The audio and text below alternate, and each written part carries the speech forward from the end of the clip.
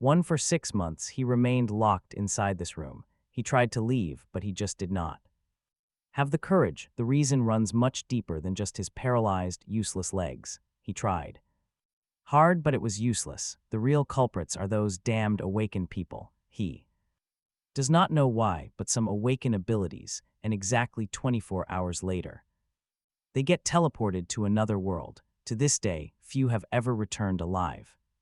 From there, a person must survive 1 year in that realm to come back, and it seems time there moves 10 times slower than on Earth. Because of this, some monsters, once they awaken, use those 24 hours to commit horrific crimes with their powers. Since they are leaving and will likely die anyway, these monsters try to live out 24 hours of complete and brutal lawlessness here on Earth. One rogue did just that, and his parents died. His legs were ruined too. Now, 6 months later, the system appeared for him too. This blue window announced that his awakened ability is called Avatar, and in 24 hours he will be teleported. Damn it, he cannot even walk. He will surely die in that other world. How is he supposed to survive 10 years there? He did not want to, but he put on durable clothes. Curse it, he cannot go. Then a sudden idea pops into his mind. What about his ability? Is it any good? He tries his hardest and activates Avatar, and a perfect clone of him appears right in front of him. It is confusing. His mind is split between himself and his clone, seeing from the perspective of two bodies at the same time makes him dizzy, and that timer ticking down 5 minutes scares him. However, he looks at his clone and gets a diabolical idea. Is this not him? What if he sends this proxy to the other world without thinking of right or wrong?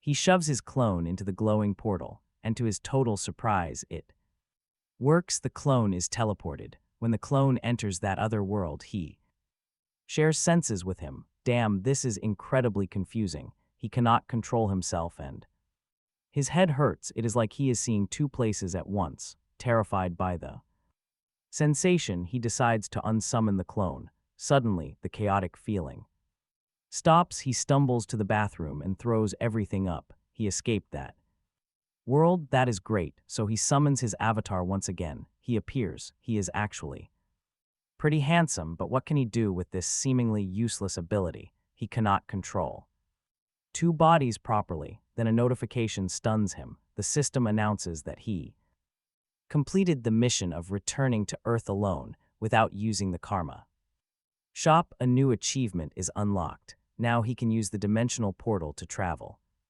to the other world once a day, making him the awakened who returned to Earth in the shortest time ever. Now he has almost 2 million karma points. This currency is paid according to his impact on the other world, whether good or evil. If he becomes famous for doing good, he earns karma. If he becomes a powerful villain, he also earns karma. But is the way he won against the rules? Did his clone die when he unsummoned him? Did the system actually believe that he won and returned to Earth? Honestly, he does not care. It is not like he did it on purpose. He decides to try out the karma shop. This enhancement ability might be a great choice, and it only costs 10,000 points. He is rich. The status he receives is recovery. When he activates it, he feels a strange reaction deep in the lower part of his body. It is lower than that. It is his useless legs. They start to ache, tingle, and rapidly regenerate. The entire reason for his seclusion is finally cured. They weren't just cured, they became incredibly strong. In his excitement, he couldn't resist. There had to be more treasures in the shop, so he decided to evolve his avatar ability. The clone turned out pretty attractive. Better yet, his actual consciousness now split in two. It was literally a secondary body he could issue direct commands to at any moment. Plus, he wouldn't feel the clone's pain. Needing a maid, he immediately put the clone to work. Then came something even more incredible. He could now manifest two clones simultaneously. He needed to give these guys proper names, since he was terrible at naming things and loved ketchup. The first clone was dubbed Hands, while clone number 2 became Hines. With names settled, it was time to work. One would venture into the other world to explore.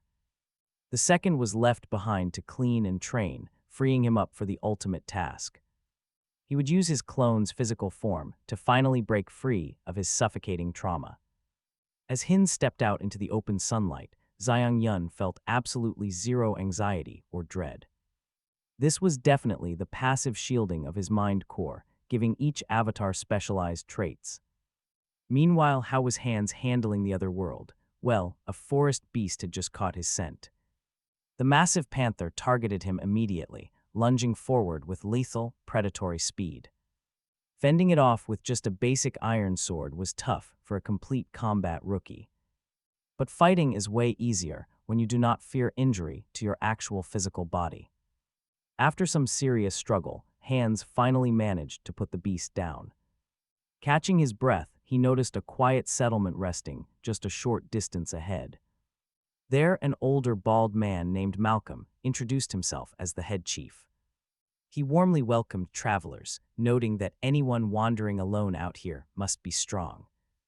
The chief generously offered him a safe bed to rest in overnight before moving on. As they strolled through the village, the friendly old man began politely asking questions. Eventually, the clever chief figured out that the clone originated from an entirely different world. Hines settled into his cozy guest room, feeling deeply grateful for human contact after his isolation. He had spent 6 months completely locked away, yet, as he slept, a shadow crept in. Meanwhile, back at the main house, Xyong Yun was busy celebrating his incredible new existence. He happily stuffed his face, while Hines trained to absolute exhaustion in the adjoining room. And watch closely, because when he tried to control Hines again, he discovered his avatar was dead. How could this happen in such a peaceful place? Hans's raw stat points were transferred to him, along with the avatar's final memories. The killer was definitely old Chief Malcolm. The man was a wolf in sheep's clothing. Then a strange anomaly occurred. When he attempted to reconnect with the corpse, it worked. Back in the other world, old Malcolm and an accomplice were expressing disappointment. They complained that their latest victim was actually a complete weakling who just got lucky. His raw statistics only qualified him to become a low-tier elite skeleton. Linking with the body, Xyong Yun realized Malcolm had murdered Hines and raised him. The clone was now an undead skeleton, but possessed the traits of that class. Scanning the room, he noticed this gruesome fate had befallen dozens of other victims. They were all tricked adventurers. Just then, an imposing figure entered the chamber. He recognized him as a thug from the tavern, who now stared intently at Hines. Though he might have suspected something, the thug simply ordered the skeleton to move. The command triggered a bizarre, magical compulsion that forced Hines to fall into line. He could easily break the spell, but acting too early would instantly ruin everything. Thankfully, this clone had a strong mana affinity, allowing him to resist. He felt it, he understood the force. Hines knew he could control this dark power. Sneaking training. After a long week, he finally mastered the forbidden magic. With a single thought, he took total command of his first undead soldier. It was flawed, for now he can only move one corpse at a time. Spotting a familiar rat scurrying nearby, he realized this was his perfect test subject. He had been trying to catch the elusive critter for an entire week, and now he finally killed it. He quickly killed the pest, reanimating it. Now he could finally explore outside. Alfred, the zombie rat, cautiously begins to scout the surrounding area. He waits, then he spots a guard complaining about some annoying orders. The guard unlocks a padlock. Watching through Alfred, Hines gets very curious. What lies inside? He decides to follow the man to find out. The rodent slips inside the room, instantly encountering an overwhelming presence. Sensing absolute danger through his scout, Hines realizes they must not get closer. Outside, another guard praises his work, asking when the process will begin. He wonders about the timing, while his partner complains of a chilling sensation. My life force drains constantly out here. The master stays inside every day. Why protect this useless village? Why build so many heavy defenses anyway? Who could even invade? Alfred silently watches them, gathering critical information. That object is a fragment of the immortal king. Hines thanks them silently. Need more intel, he shifts his focus to search for the village chief. Scanning the shadows, Alfred's tiny silhouette begins to shift and morph. He dives deep into the shadows, gliding forward, but Malcolm notices. He mutters to himself, wondering what moved, before dismissing it as a rat. Oh no, Alfred slips out of the dark, and Malcolm spots him instantly. He grabs the rodent, identifying it as an undead dripping with dark mana. Did this beast turn naturally? Alfred suddenly collapses to the ground. His shadowy form vanishes. Malcolm notes the extreme concentration of dark energy. Turning to his guards, he demands to know who oversaw the warehouse. He wants the master. Meanwhile, Alfred lies completely lifeless on the dirt. Seeing this, Hines makes a dark promise. I will get absolute revenge. Watch over me, Alfred. The scene now shifts to the village overview. An angry man storms out of a building, complaining about a runaway rat. He curses the old supervisor and points aggressively at a nearby undead. Get back in line, he stomps his foot in absolute frustration. You brainless idiots, he snaps, throwing a heavy punch at another corpse. Get in line, but then he halts, crouching down in surprise. The undead did not react normally. He grabs it by the hair. What is this? He sneers, recognizing the face of a rebellious elder. He reminds the old corpse of the brutal threats made against his family. Speak up, then he chuckles, remembering he already cut his tongue out. He shoves the head away, completely bored by the silent reaction. He fondly recalls the thrill of hunting those miserable, screaming villagers. On the ground, the undead slowly opens its mouth. The man sneers. Be happy, you get to join your dead wife in the ranks. Suddenly, the old undead lunges, grabbing him by the throat. Children, without warning, it sinks its teeth into the man's arm. Shocked, he snaps back. Asking what is wrong with it, he orders the undead to stop, calling it a damn thing. While raising his hand to strike, but another corpse lunges from behind. Locking its freezing palms over his mouth, he struggles desperately to break free. But the first undead only sinks its teeth deeper, watching from the crowd. Hines silently takes it all in. Looking up, he smiles. The payback has officially begun. Meanwhile, Hines is arguing with the guards, insisting that his younger brother entered the village and never came back out. The guards block his path. But he demands to speak directly to the chief. Suddenly, a figure steps up from behind. Demanding to know what the racket is, it is Malcolm, the village chief. Which startles the guards. Hines bows in respect, prompting the chief to ask his name. Hines explains that his twin brother, Hans, is trapped somewhere inside this place. Meanwhile, Hans slips through a portal. Talk about a massive cheat code, allowing him to infiltrate the underground chamber easily, while his twin brother, Hines, keeps the old chief busy outside. Hans holds the legendary Immortal King's fragment. Feeling a massive, surging energy, incredible power, he quickly realizes that it is not draining the undead, but rather linking them to fill a void. Looking around, he scans the rest of the undead, standing in the shadows. Every single one of them looks incredibly powerful, completely different from the weaklings he encountered before. Still, he grumbles that this fragment looks completely disgusting to consume. Pressing the dark shard against his chest, he decides to see just how bad it tastes. A violent wave of power erupts from his flesh. Outside, Hines continues explaining to the chief and the guards that they are twins, tapping his own temple. He claims they share a mental link. Malcolm scoffs, finding it completely absurd. Suddenly, the chief pales in sheer panic and screams. Something is wrong with the fragment, he screams. Kill this idiot right now. As a shadow of dark energy creeps forward, the guards draw their weapons, calling Hines a dead man, but in a split second, he vanishes into thin air. The guards look around in absolute shock. Meanwhile, down in the chamber, Hines is assaulted by thousands of horrific, agonizing thoughts. Clutching his skull, he tries to endure the overwhelming pressure. Even with his mind core filtering the madness, he screams in pain. How could any normal human survive this without losing their mind? Suddenly, the built-up power explodes, total chaos erupts. Announcing that the host has met the conditions to evolve, he becomes a Demolik Immortal Wizard, his overall rank skyrocketing from the power of the fragment.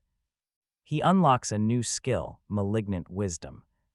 This grants him supreme talent and deep dark magic knowledge. Meanwhile, on the surface, an angry supervisor complains about a mess caused by an idiot subordinate named Jeffy. But a sudden, cold voice calls him an idiot instead, trembling before his master. The man shuts his mouth and obeys the command to verify if the fragment is safe. Nodding quickly, he leans out of the window and barks down to Jeffy, telling him to inspect the fragment immediately. He runs to the basement stairs, shouting once more, asking if he is even listening. Suddenly, a blinding light erupts from below. Catching him completely off guard, he calls out for Jeffy again, but heavy footsteps approach. Suddenly, cold, rotten hands reach out and grab him.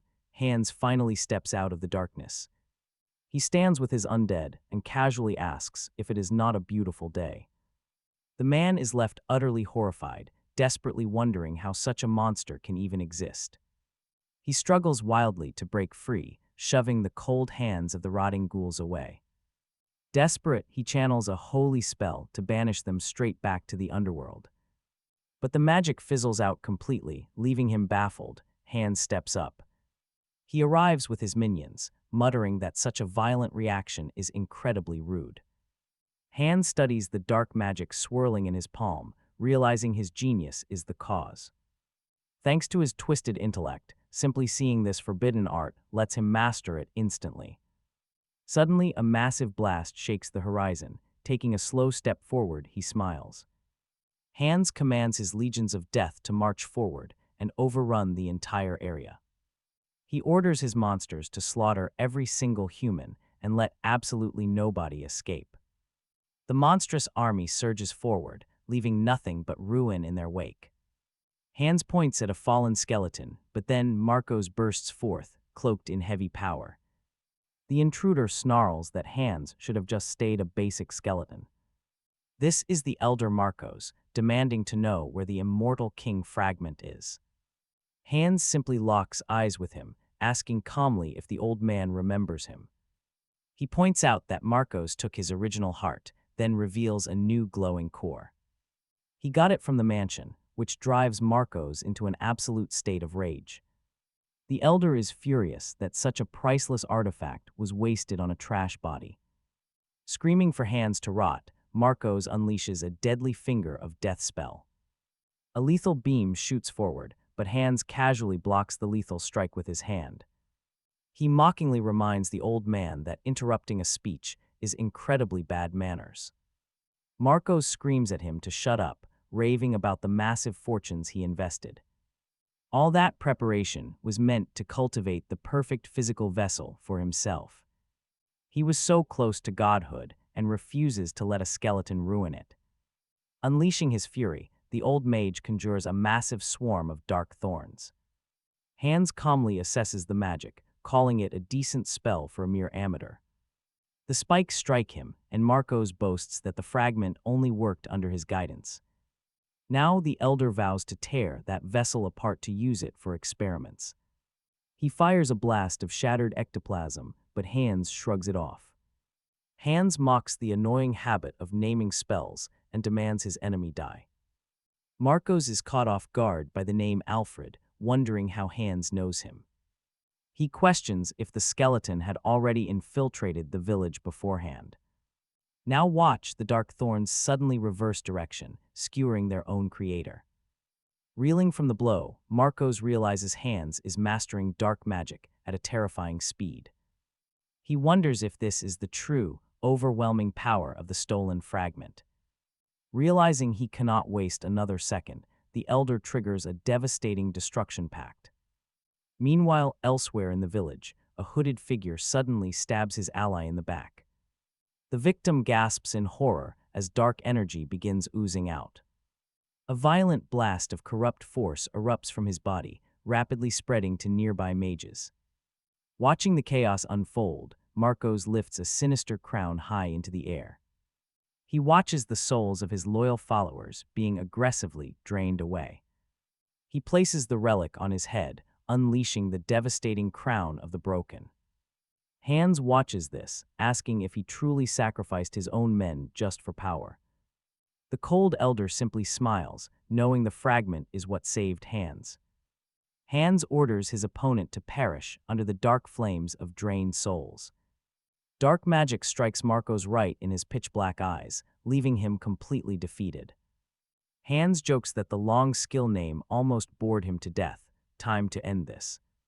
He approaches and thanks the elder, because he learned dark magic from him. As Marcos laments his miserable end, Hines delivers a sudden, brutal strike. The old man crashes down. Hines just calls him ridiculous. He looks down, asking if Alfred is finally watching this sweet revenge. Staring up at the moon, Hines hopes his late friend can finally rest in peace. The night shifts to a grand, silent castle where someone kneels in deep prayer.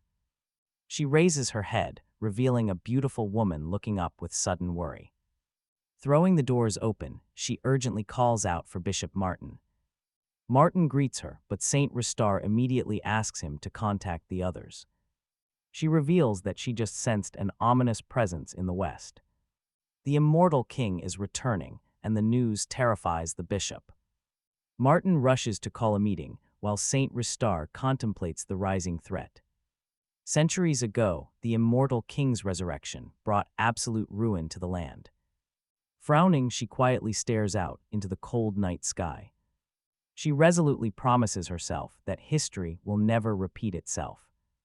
Back at the battlefield, Hines sighs at his heavily damaged undead army. Luckily, the best part of necromancy is that fresh bodies are easy replacements.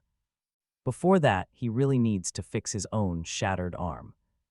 He scans the wreckage and finds a skeleton with a perfectly intact arm. Ripping it off, he decides this piece will do just fine. Hines uses his super recovery skill to fuse the bone to his own flesh. Flexing his newly attached limb, he finds the fit absolutely perfect. Now it is finally time to rebuild his army. Standing over a fresh corpse, he orders it to rise. Magic fueled by forbidden, dark wisdom begins to flow into the flesh. The fragment of the immortal king adds its terrifying pressure to the spell. But the sheer force completely destroys the vessel, crumbling it to dust. Hines stares in confusion, wondering why the resurrection failed. Under the silent gaze of his surviving minions, he refuses to give up. After several trial runs, Hines finally begins to grasp the proper technique. His eyes land on Marcos, deciding the elder's corpse is his next target. He wants to extract the elder's soul to gather crucial information. But as Hines lifts the heavy corpse, he suddenly pauses in shock. The old man has no soul, leaving only a strange magic seal. It was extracted beforehand as a security seal, so he discards the body. Even without a soul, Hines knows he can still turn this body into something great. He decides to create a high-tier undead possessing sharp combat instincts. He begins the dark ritual, twisting the remaining magic inside the flesh. After purging all remaining memories, Hines implants a brand new, loyal ego. The body slowly rises as a majestic death sorcerer, awaiting its new master. To his surprise, the creature speaks. Hines decides to name him Malcolm. He orders Malcolm to obey, punching him when the minion dares to hesitate. He finally answers yes. Hines notes that he has absolutely no memory of his past life. But he still decides to keep tormenting him for his crimes. He calls for Malcolm again. The loyal servant answers instantly. Hines takes hold of his new staff, finding it pretty cool. He stands with the weapon right in front of the massive pile of defeated bodies. Taking a slow, deep breath, he notices a familiar zombie face among the fallen. He walks closer, recognizing that exact monster out of the entire crowd. Placing a hand on its head, he remembers this is the youth who killed Jeffy. Looking over at the burning village, he decides to grant peace to all of them. Back in his apartment, Han Seong-hyun hopes that Zombie and his family rest in peace. Feeling full after a good meal, he picks up his phone and opens a browser. Looking at the treasure his avatar secured, he wonders about the current price of gold. With a grin, he gets ready to check his total earnings so far. Suddenly, Hans the skeleton materializes right in front of him, shocking him. Looking like he is completely malfunctioning, the skeleton desperately tries to speak. Terrified, Han Seong-hyun screams for the system to cancel his avatar immediately. Safe in his room, he catches his breath, realizing he almost died right there. To prevent another disaster, he decides to upgrade his unique skill using the shop. Finding a surprisingly high amount of points, he taps the skill upgrade button. A new alert pops up, confirming that his mental threshold has been shattered. He unlocks the tranquility skill, protecting his mind from any outside shock.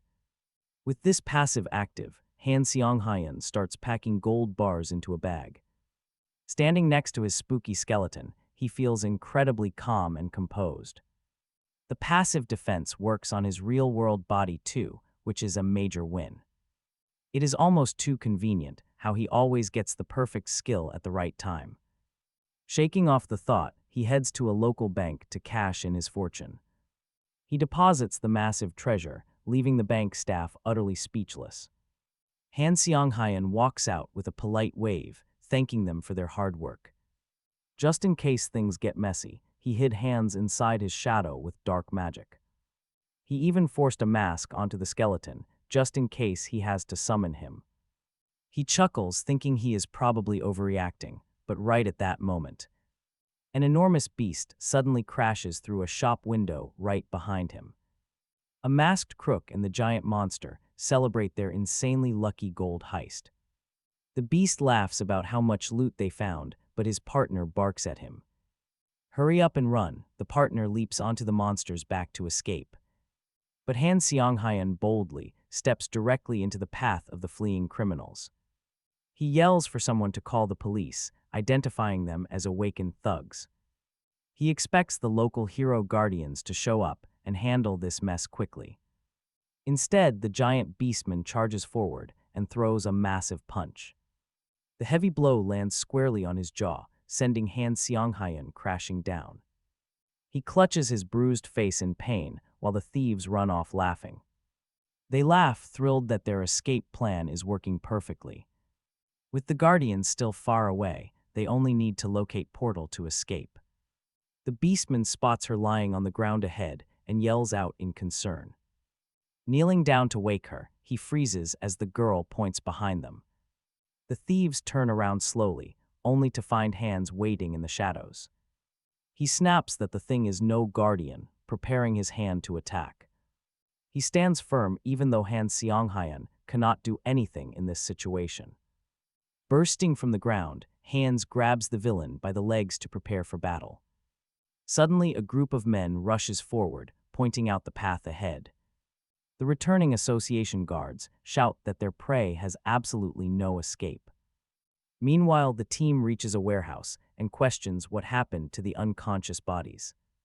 Spotting a collapsed beast man, one of them assumes someone fought and fled. Another team member believes the brutal confrontation happened only moments ago. He suggests the person responsible for this mess must still be lurking nearby. The group leader orders a full search, unaware of a shadow moving swiftly. It slides quickly across the stone floor of the building, emerging directly from right under Han Seong-hyun.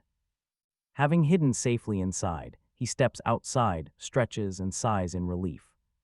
Han Seong-hyun strolls casually down the busy street, noting that a bit of relaxation is necessary. Meanwhile, in another location, Han Seong-hyun's second avatar, Hines, is celebrating. Looking at the massive castle gates, he cheers that he has finally arrived. Hines mutters to himself that old Malcolm definitely was not lying about this city. Standing proud before the entrance, he claims this as his official debut. Entering the new world, he immediately senses that something is quite off. He wonders why the streets are so empty before spotting a commotion ahead.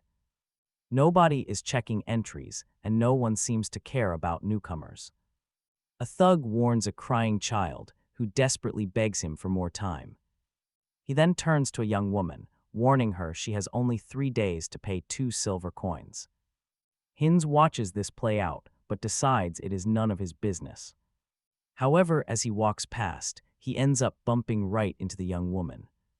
She bows instantly, apologizing over and over until he gently calls out to her. He asks if she knows the city well, since he needs a guide. Surprised, she asks who he is, so Hines flashes 2 shiny silver coins. He introduces himself as her future boss, ready to discuss terms. Later, the young woman, Dawn, points toward a nearby inn to stay. She assures him it is one of the best places for him to stay. After introducing the owner, Diana, she asks if he likes it, so Hines pays. He hands a coin to Dawn, telling her to find him tomorrow morning. Lying in bed, Hines reflects on having Dawn as his guide for now. He treats the arrangement as a good deed and prepares to call it a night. However, the bed is so incredibly stiff and uncomfortable that he cannot sleep. Suddenly, he sneezes, only to hear another sneeze echo from right outside. Wondering what that noise was, Hines peers out the window and gets shocked. Dawn is sitting right there, shivering as she wishes him a good night. He cannot comprehend why she would stay out waiting for him until dawn. The next morning at breakfast, he tells her not to wait so early. She excitedly agrees, but he quickly warns her not to call him Mr. Pointing to her plate, he asks why she is not eating her food. He offers more, and a grateful Dawn accepts the meal with a smile. As they walk, she explains that Azanthu is located in the west of Thalia. Looking around, Hines notes that the kingdom looks like a typical medieval town. A strange symbol painted on the streets catches his eye. Touching the stone, he realizes it is not paint at all, it is fresh blood. Dadan seems hesitant. Suddenly, he remembers last night clearly. Turning to her, Hines asks if she ate the deer soup. She nods in surprise. Smiling warmly, Dadan happily boasts that she possesses an incredibly sharp and sensitive sense of smell. He quickly shifts the topic and asks her about the mysterious mark on the wall. She reveals it belongs to the dangerous Veralac Syndicate itself. Hines pauses, reflecting. Suddenly, he stops in his tracks and sniffs the air. Curious, she asks what he smells. Dadan eagerly answers him that she smelled freshly baked bread and insists they absolutely must go try some right now. Even though they just finished eating, she runs ahead like a child. Meanwhile, a chilly wind sweeps through a dark, completely silent alleyway. Someone is dragged into the shadows, leaving a thick trail of blood. Days later, Hines waits. Dadan is late, strange, since she is never late. Then the thugs he crossed paths with earlier slowly walk up to him with grins. Their leader wants a quick chat, so Hines immediately offers them a generous handful of silver coins. He politely explains it is a small contribution to help them keep the peace. Then his eyes widen as he spots the syndicate's familiar symbol branded right on one of their necks. Dadan's warning echoes in his mind, avoid back alleys. Leave the city entirely. He also remembers their conversation about snatching a child. Connecting the dots, his blood runs completely cold because they must have captured poor little Diana. He spins around immediately, shouting for them to wait.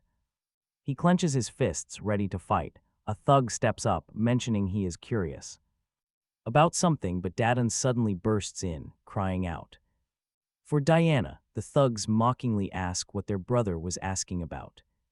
Hines quickly deflects, asking if the silver he gave was enough. He shows them his empty pouch, stating that they already took every single coin. Hines turns to Dadan, scolding her for being so late. But she tearfully interrupts him. Her little brother has vanished. He was finally recovering, but now she cannot find him anywhere. Hines remembers the thugs whispering about snatching a child earlier. He asks if the Veralac Syndicate was the one. Dadan nods, weeping. Hines desperately tries to calm her, promising he will pay any ransom. But she screams that Aaron will die. They want blood, not their money. Stunned, Hines pulls her in close, demanding to know why on earth they would even want blood. Dadun whispers that this entire city is a feeding ground. Vampires rule this place. Elsewhere, a mysterious figure stands on a roof, sniffing the air. He senses a truly massive amount of dark mana nearby. He wonders if they fought over the immortal king's relic, which he wanted to claim. Though he does not know who gained the upper hand, he knows exactly where they all went.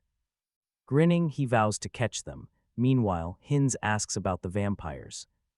Dadun confirms they control every single organization in this place. Every gang, including Veralac, is run by them. She weeps in absolute despair. Even if someone manages to escape, no one ever survives outside. They were only doing their absolute best to survive just one more day in this nightmare. In the end, Dodin expects death, complete despair, then Hines grabs her by the face, shouting at her to wake up. He warns they have no time. Left demanding to know where they took her brother, Dodin just stares back. Utterly stunned, unable to believe he is actually helping her, she insists. It is way too dangerous, but Hines simply tells her not to worry. He is an absolute expert at punishing idiots. The rescue mission begins. Meanwhile, inside a loud tavern nearby, a shady thug slams coins on the table. Betting his entire haul, his friend wonders where all this cash came from. And he boasts about robbing some tourist. Right then, Hines kicks the door open. The thief jumps, demanding to know who the hell he is. His partner instantly recognizes the victim, laughing that the easy target is back to hand over even more free cash, ready to make another donation. Outside guard already done, Hines lunges forward and grabs the talkative thug, demanding to know where they took the little kid they mentioned earlier. The thug mocks him, asking if he knows who he is messing with. Before he can even finish his threat, Hines shuts him up. He knows exactly who he is dealing with, greedy trash targeting families. Trash, that is his verdict. One punch and the guy collapses. Only two of them are left standing. The other thugs draw weapons and charge, one brandishing a sharp knife. Hines steps forward, completely calm.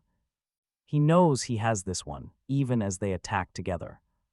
The blade wielder actually manages to stab his knife straight into his stomach. But wait, no pierce, total shock. The knife cannot break skin. Hines smashes a fist into his face, explaining he has got a stab proof. Korean vest underneath, the final thug swings a massive battle axe. The heavy blow is blocked instantly by a magical shield, leaving him utterly terrified. Hines grabs his wrist and slams him down, finishing the trio. He checks his gear, glad he brought so many magical items. With all of them groaning on the floor, he wonders if he brought too many cheats. But of course, a fresh squad of angry thugs suddenly floods down the stairs. They scream about the massive mess and rush down to attack. Hines realizes he celebrated way too early as the next wave hits. Surrounded by beaten bodies, he gasps for air, wondering why there are so many. Wincing, he pulls a weapon out of his own shoulder, losing count of them. He turns to the final conscious thug, booting his face to the floor. "Where is the boy?" he demands. The bleeding punk spits back a threat, warning that their boss will arrive any second to end his life. Hines actually smiles, thanking him for the incredibly useful piece of information. Then he tells him to worry about his own skin instead. Hines enters the back room. He finds a terrified little kid. "Are you Aaron?" he asks. The boy cringes, begging for mercy. Hines gently explains his sister sent him. His sister, the boy looks up, relieved. "We need to go right now." But before they can escape, a giant bat crashes onto the windowsill. A creepy voice demands to know who dares touch the food in his restaurant. The massive beast glares at them, demanding to know who dares interrupt his dinner. A vampire suddenly blocks their path, asking if Hines belongs to the oath. The monster demands to know if he is the kid's brother, warning him of the brutal consequences. Hines pulls Aaron close, quickly claiming they are not related. He is just a robbed tourist who helped a kid, but the beast is not buying it. Summoning his blood magic, the monster sneers that he prefers younger prey. He strikes instantly, promising that Hines is going to die right here. Hines grabs Aaron, yelling at him to run as his own hand ignites with wild flames. He locks his burning fist around the beast's throat, swearing to burn them both. With a desperate shove, he throws the monster back and screams at the kid to flee. Hines begs Aaron to run as fast as he can, desperate to buy some time. But the vampire quickly recovers, amused that Hines actually managed to dodge. Praising the human's unexpected speed, the beast lunges forward for another round. He calls this a fun little warm-up before his feast. Hines frantically yells for the boy to run. "Do not look back," Hines screams, no matter what happens. Then he raises his sword. He barely parries the monster's strike, but a second clawed hand is already coming. The sharp claws tear right through his chest. The beast mocks his surprisingly tough skin. He notices Hines heals incredibly fast, but reminds him that the power gap is absolute. To the vampire, Hines is just a gourmet snack. Hines knows he would already be dead if this monster were not playing with his food. Dangling helplessly in the air, Hines realizes he cannot just give up. He throws a punch, but the beast blocks it effortlessly, promising to take a bite. Gripping him tightly by the throat, the monster declares this pathetic struggle is officially over. He leans in closer, fangs ready to sink into his neck, warning him of the heavy cost. Honestly, when the power gap is this massive, what else can you even do? They are both going down together. Suddenly, intense flames erupt, swallowing them both. The vampire gasps in shock, wondering if Hines was hiding some secret magic item. As the beast recoils, Hines remembers the spilled alcohol on the floor from earlier. Seeing the puddle when he was knocked down sparked a desperate plan. He knew he could ignite the alcohol to turn the tide of this hopeless battle. The terrified vampire screams, asking if Hines is insane enough to die with him. Covered in fire, Hines shoves him away, but the beast still sneers. But Hines catches him off guard with a brutal headbutt, slamming him to the floor. Hovering over him, Hines reminds the beast that his gourmet meal heals fast. He screams at the top of his lungs that he is not on the menu today. The battered vampire pathetically begs him to stop, but a massive firestorm erupts. A giant explosion consumes the area. In the burning city, only one tower stands. Lying in the wreckage, Hines weakly looks up and calls the view impressive. He chuckles, thinking that surviving an explosion like this is almost an inconvenience. His body is literally turning to ash, yet he calmly accepts his quiet end. At least he kept his word. Saving that poor girl was a total success. Far away, Diana holds her crying brother as he screams toward the burning wreckage. Later on, Diana is busy at work when a customer gets her attention. He says he left the payment on the table. She thanks him with a smile. Suddenly, a young man steps up and asks if he can also get in line. She warmly invites him to take a seat, but then she finally recognizes him. She runs and hugs him in pure relief. Hines comforts her, asking if he looks like someone easily trapped, but the truth is the avatar actually died. It will take Hansong Hyun a full week to summon him back to this world. And Diana will worry. Left wondering what to do, he weighs his options. Maybe he should seize the opportunity to control a new avatar. From now on, he declares this is Hines too. Using a pre-made body, he heads out. Location, wondering if Diana will notice the swap, but the young woman is. Because his soul essence feels completely identical to his previous body. Still, Diana warns him, saying he cannot go back there because the vampires are searching. But Hines is confident, everything is handled, and vampires are no threat. Not with the legendary and powerful immortal King Hans supporting him from the very shadows. Safely back in his room, Hines faces a 10-day transmission delay. That is way too long. Suddenly, the vampire who is watching the city violently ambushes him. A cold hand grips his neck. The beast demands the truth. Did he do it? The tracks lead directly to the nearby forest, completely exposing him. Hines is cornered. The vampires already know his secrets and his location. The predator continues his interrogation, questioning if a mere tourist murdered their elite kin. Desperately, Hines struggles to fight back, but his strength is gone. Recognizing Hines as another monster, the vampire tightens his heavy chokehold with keen curiosity. He feels no dark magic. He smells no familiar vampire blood. Playing dumb, Hines insists he has absolutely no idea what happened since sleeping. The vampire sneers, "Do you not understand?" Then fangs pierce his flesh.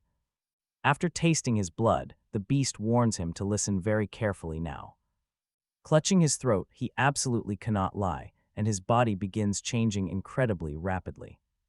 His body begins to warp and transform. Watch closely as the change happens. His race shifts to vampire. The predator repeats his demand for real answers. Meanwhile, Hines gains a lesser bloodline ability, but this pressure is completely suffocating. Are you bound to the oath? The dominant aura demands complete submission.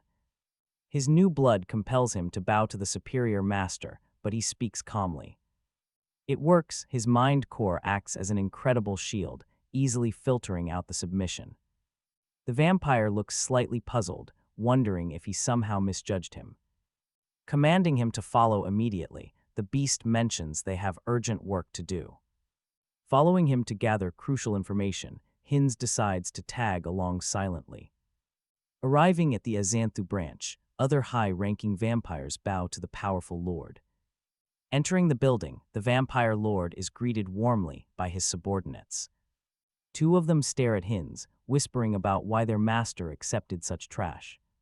Suddenly, a lively female vampire grabs him, incredibly thrilled to see some fresh blood. Introducing herself as Rosalika, she offers him a drink and asks his name.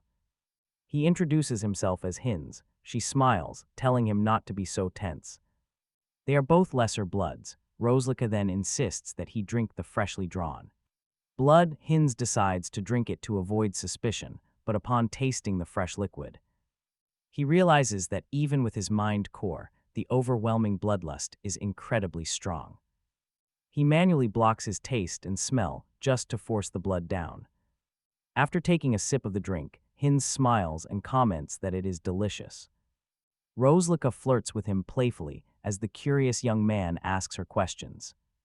She explains the meaning of lesser blood, realizing he knows nothing about vampire ranks. She explains that lesser bloods are basically just like knights, while pure bloods, such as the Lord Vampire, are treated as the true nobility of their kind.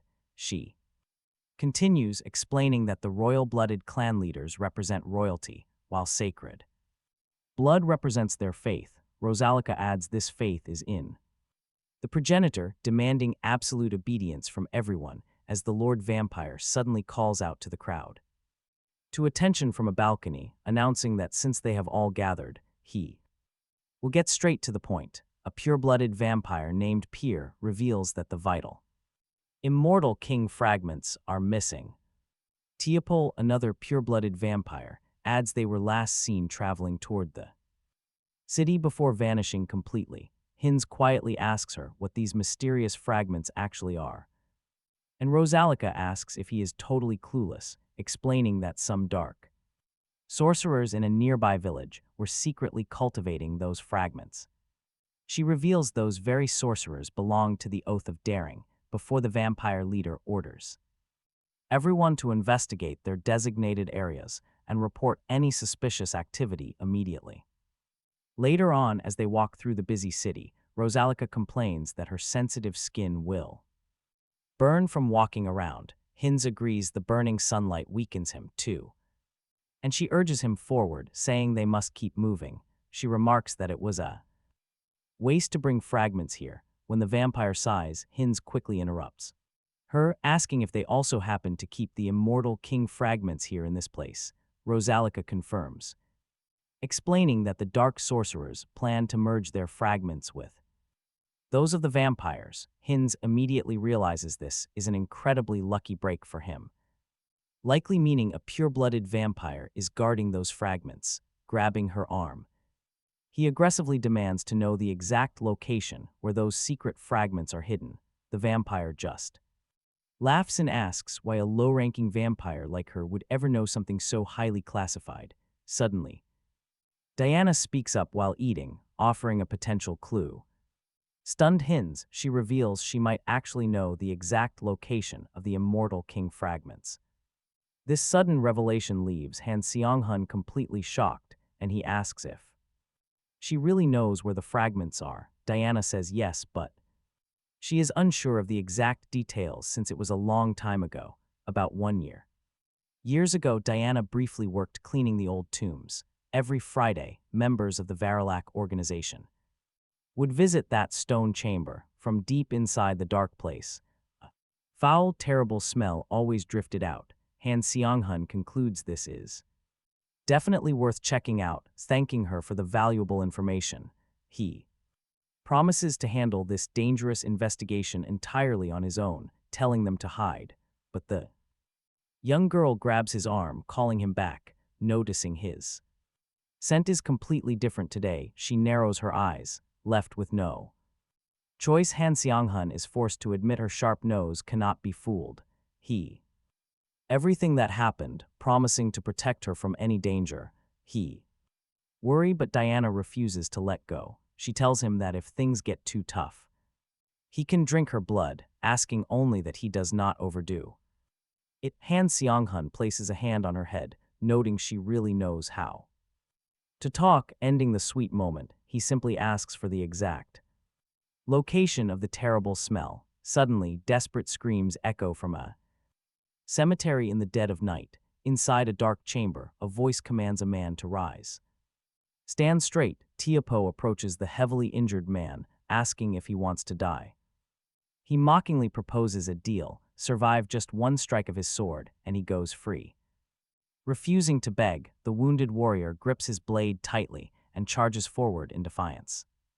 Instantly, dark tendrils shoot out from Teopo's hand, flying directly toward the man.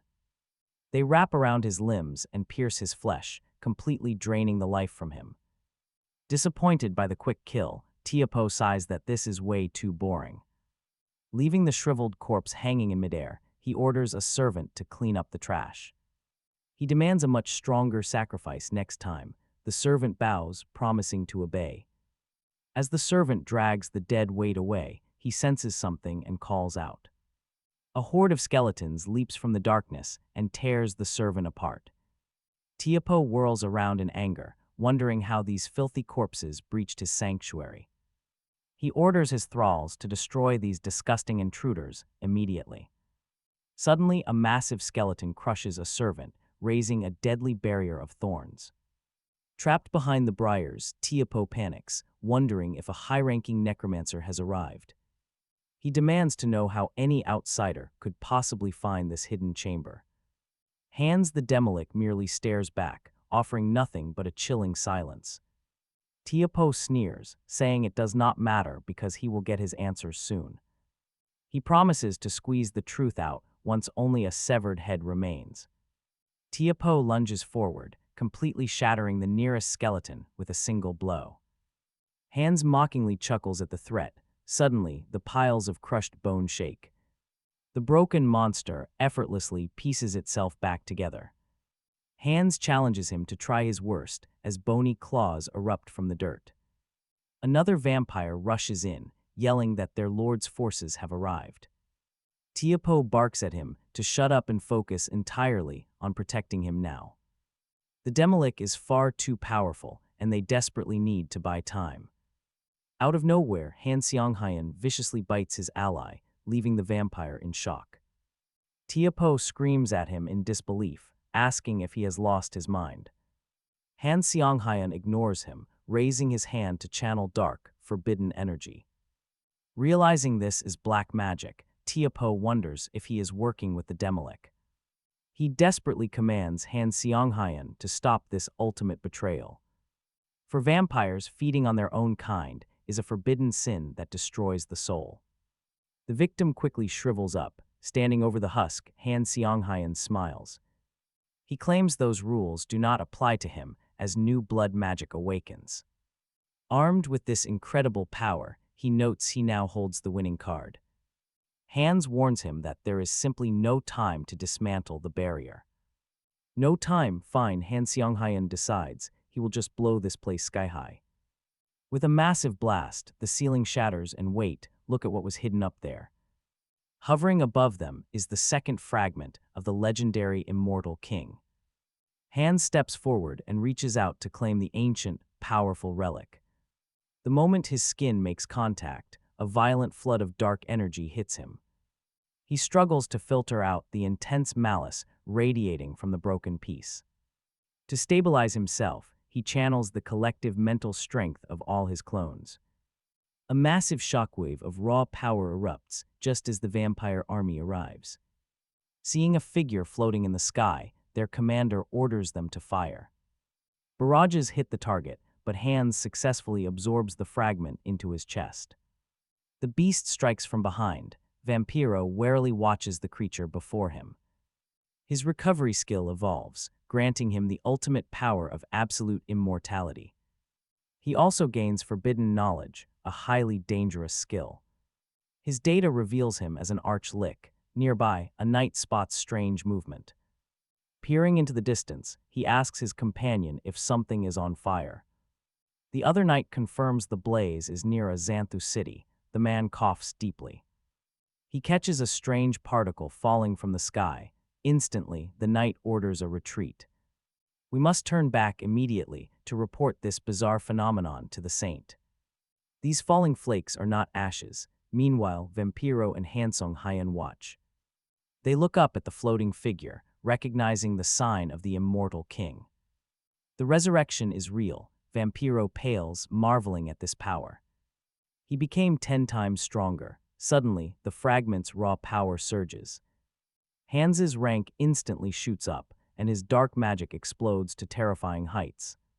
He now commands both malignant wisdom and forbidden knowledge. This grants him complete mastery over the absolute secrets of dark magic. Hans raises his staff as dark, choking smoke rises to envelop the vampires. Vampiro wonders if this is just a cheap trick, but his men panic. They scream to retreat, but a massive shadowy hand suddenly snatches one of them. Vampiro turns just in time to see his soldier tossed high into the sky. Dark spears surround Vampiro, skewering him from every angle. Hans looks down on him. A strong, pure blood, sure, but now you are just a blood bag. Vampiro spits out blood, asking if he actually managed to absorb the entire fragment. How did you survive all that concentrated malice on your own? Hans smiles, asking if that is really what he wants to know. He calmly explains that he is not alone. Behind Vampiro, a dark silhouette appears. Xyong Yun steps out, standing victoriously over the defeated vampire's broken body. A system alert chimes. The evolution conditions are met, upgrading him to pure blood. Grinning, he realizes he can grow even faster by devouring his own kind. With cold eyes, he vows to consume every last vampire on this continent. Deep in the forest, the surviving vampires regroup, completely lost and terrified. Roslika mutters that they wouldn't have lost so easily if Perita were here. But another vampire warns that this opponent is extremely dangerous. Perita inspects the battle tracks, sensing an absurd amount of lingering magic. This enemy is way too strong, as the sun begins to rise. She decides they must retreat to the main base for massive reinforcements. Xyong Yun runs desperately through the narrow streets of the village. He ducks into a dark alleyway to hide, gasping for breath as he speaks. Those proud vampires who thought they were gods were wiped out in seconds. As he regrets trusting them, a cold hand suddenly drops onto his shoulder. Terrified screams echo through the city as Hans ruthlessly hunts down the rest. With Varkalak wiped out, Hans hires merchants for a quiet job. Their mission is to escort Diana's children safely out of the city. Sitting by the campfire, Hans grills a hot meal for the kids. He serves them the steaks, and a boy happily thanks him. Telling them to eat well, Hans notices they look much healthier now. Now that they are safe from the city's dangers, Hines asks if their uncle owns a shop. Located in eastern La Palas, and the child confirms. Still, the young boy worries about whether they will be welcome, but Hines reassures him. Do not worry, he says, realizing in that brief moment how attached he has become to these kids and how painful leaving them would be. It strikes him how much he has changed here and how long it's been since he felt this kind of warmth. Suddenly, the kids call out, snapping him back to reality. The girl asks if he is okay or just low on sugar. Hines tells her he is fine, having already eaten his fill of local vampires. Meanwhile, Hans is busy turning fresh corpses into undead, urging them to move quickly. He marvels at how incredibly convenient this endless pocket dimension really is. He believes that with enough research, he could open a subspace on Earth. But suddenly, an incoming magical attack flies straight toward the dimensional portal. A direct strike completely blows apart one of the skeletons guarding the entrance. A dangerous female vampire steps forward, asking why he is still lingering around. Is he seriously underestimating their deadly power? Trueblood vampire over Vaskislack demands to know if he belongs to that guild. Hans happily accepts the compliment, introducing himself as a proud member. But the female vampire instantly calls him out, claiming he is a total liar. She reveals their hideout was raided and that he stole the Immortal King's fragment. Declaring that none of it matters now, she charges forward to end him. She promises he is dead anyway, but Hans blocks her massive scythe barehanded. As they lock eyes, Hans quickly sizes up her impressive level of strength. He leaps backward out of range, leaving her frustrated by how close that was. She admits that fighting a pureblood with this kind of power won't be easy. Suddenly, a massive magic barrier snaps shut, trapping Hans completely inside. Over brags that her clan's top blood sorcerers made this specifically to trap him. Hans figures he can shatter this wall, but he still needs more time. He wants to get used to his new abilities before unleashing his full strength. The vampire goddess threatens to crush his head and tear out the immortal fragment. Hearing this, Hans smiles, knowing there is only one real option left for him. Embracing his dramatic role, Hans boldly declares himself to be their literal death.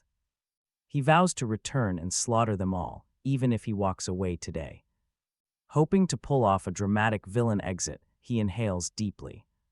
Xyong Yun cancels the invocation, making Hans vanish instantly. The sorcerers stand completely stunned, while Over wonders how he escaped the barrier. As she scans the area, she suddenly spots a mysterious silhouette atop the wall. A holy silver arrow strikes, sending a sorcerer crashing to the earth. They realize it is a holy silver arrow from a paladin. The situation is dire. The highly feared order of paladins from the church has completely surrounded them. Approaching rapidly, Over curses the Lick, wondering if he stayed behind to stall. She furiously vows to hunt him down and tear him apart wherever he fled. Back at safety, Xyong Yun celebrates, happy to see that Hans survived. Still, the skeleton complains that canceling the summon was basically cheating. Hans remembers his theatrical self-introduction and cringes. Of death and the oath of audacity, Han Seong-hun buried his face in sheer despair. He threw himself onto the bed, cringing at that generic villain line he just said. He was practically dying of embarrassment, endlessly, wondering why he said it while Hans sat quietly beside him. But then he realized he actually felt a little proud of what he did. After all, he handled an entire group of vampires alone and saved that girl in town. Honestly speaking, like that made him sound like a total hero. Stretching, he wondered if accomplishing this much earned him a massive pile of karma points. Wait till you see this. Han Seong-hun opened his karma shop and instantly froze. His balance showed over 700,000 points. How did he have so many? When he spent every last point on the previous upgrade, he wondered if fueling the feud between those dark mages and vampires actually paid off this. Well, deciding not to overthink it, he resolved to upgrade his unique skill. Again, Han Seong-hun selected the upgrade, and a new notification popped up. His limit for avatar summons increased, but was there any other new skill? Right on cue, another alert confirmed he unlocked a special skill called Persona. Was it anything like the Mind Core, he wondered. He let out a soft chuckle. This skill apparently allowed him to use his avatar as a container for storing emotions. Xyong Yun realized the system knew exactly what he needed. He knew why. 2. He thought back to all the connections he made and how he helped others. Conquer powerful enemies. He was a guy who spent 2 years locked in his room, yet somehow did all of this. The truth was, to him, this world felt like a game rather than reality, but now he faced his true situation. Deep down, he was still locked in that dark room, the crushing loneliness. Sadness and anger he had buried for so long finally surged to the surface. Xyong Yun called for Hans and gave him a command. Transfer these useless, rotting emotions into your vessel. Immediately, those feelings began leaving. His body, Xyong Yun felt refreshed, lighter than he had in ages. But those dark feelings had not vanished. They were stored inside the avatar. He worriedly asked Hans if absorbing them was too dangerous, but Hans calmly told him not to worry. Pain and despair are my life. Companions, Hans explained, they do not bother me. Xyong Yun felt uneasy. Noticing how much Hans's tone had suddenly shifted, it was incredibly distinct. He could not help but ask if an avatar packed with emotions would develop its own unique personality. Suddenly, a massive explosion shook the entire area. Catching his attention, looking out the window, he tried to see what went wrong. Was another villain attacking the city. Xyong Yun decided to ignore it, thinking the Guardians would handle it themselves. It was not his problem anyway. But then Hans asked if a reason was truly needed to eradicate evil. Xyong Yun stared at his avatar in dead silence. After transferring those dark feelings, the truth became painfully clear. He was just running away from his fears like he always did. Deep down, he wanted to eliminate those villains but lacked the courage. Hans spoke up, noting that as global order collapsed, chaos ruled the streets. Now I will become their law. From a distance, 2 guards watched. He stared at the ruined streets, wondering how many times they had been rebuilt. A guard muttered that these thugs had started organizing real terror attacks, while his partner complained about the complete lack of any reinforcements. Meanwhile, a masked figure watched silently, realizing the villains had banded together. This city was hitting rock bottom. Still, he muttered to himself, it would be a shame to leave empty-handed. The floating spheres split open into giant, hideous eyes. He cast them forward to serve as his scouts, commanding them to hunt down every sinner in the shadows. In another corner of the city, a thug casually demanded an ashtray. His cruel companion shoved a trembling young man forward, offering his face for the burn. One of the floating eyes watched from above. Desperate begging filled the room. Inside a nearby home, a terrified mother clutched her child, crying out in panic. An abusive man whipped off his belt, but the lurking eye saw everything. Elsewhere, glass shattered as a masked thief forced his way into a local shop. The robber headed straight for the cash register, laughing that the place was all theirs. The masked man appeared and warned him he could see everything. He promised to purge these trashy villains. Instantly, he grabbed the thief by his throat, whispering that his punishment would be deeply traumatic. Next, he grabbed the abuser from behind, repeating the same terrifying promise. Before the horrified scum, he swore to engrave absolute fear into their very souls. Walking up to one shivering man, he warned him to remember this agonizing day forever. If evil ever took root again, he would return from the shadows. Heart-stopping screams echoed through the dark streets. Getting used to his immense strength, the masked man muttered that he needed more. With those floating eyes swirling around him, he declared his intent to clean up this city. Standing atop a high skyscraper, he prepared to purge the dark, filthy streets. Night after night, more blood-curdling screams filled the cold evening air. As morning arrived, the masked man stretched and inhaled the crisp air. Cleaning out the human garbage all night felt incredibly satisfying to him. While those dark eyes were highly useful, their limits were becoming very obvious. The moment sunlight hit them, they withered away. He needed a better method to track down his targets, since summoning the undead was out of the question. He pondered his next move. Just then, some passing pigeons pooped on him. He glared, threatening to kill and resurrect them as mindless servants. Then, a genius idea hit him. He needed an eye that was everywhere, invisible and completely unrestricted. To do this, Hans recalled familiar magic, an ancient beast control technique. Deep inside a cave, Hans stood surrounded by birds, attempting to cast his spell. On them, frustrated, he wondered why the magic failed to take hold.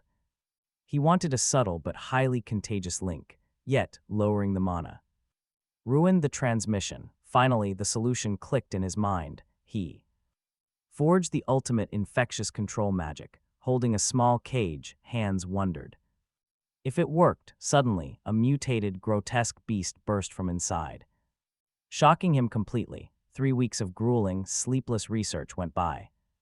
With zero progress, sighing, he turned to his very last test subject. Desperately needing a win, the bird thrashed wildly as he commanded it to keep still. Carefully calibrating his mana, he finally unleashed the perfected spell.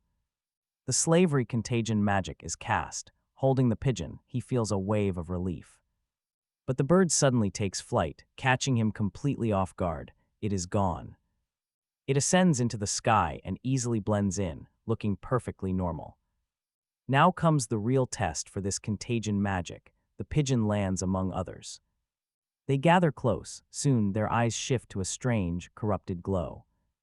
The experiment succeeds perfectly. Hans watches his new winged puppets. They are his ultimate eyes and ears. He orders them to locate his enemies. Deep in the forest, a man watches those very birds. He remembers a dark promise. Hans had called himself his death.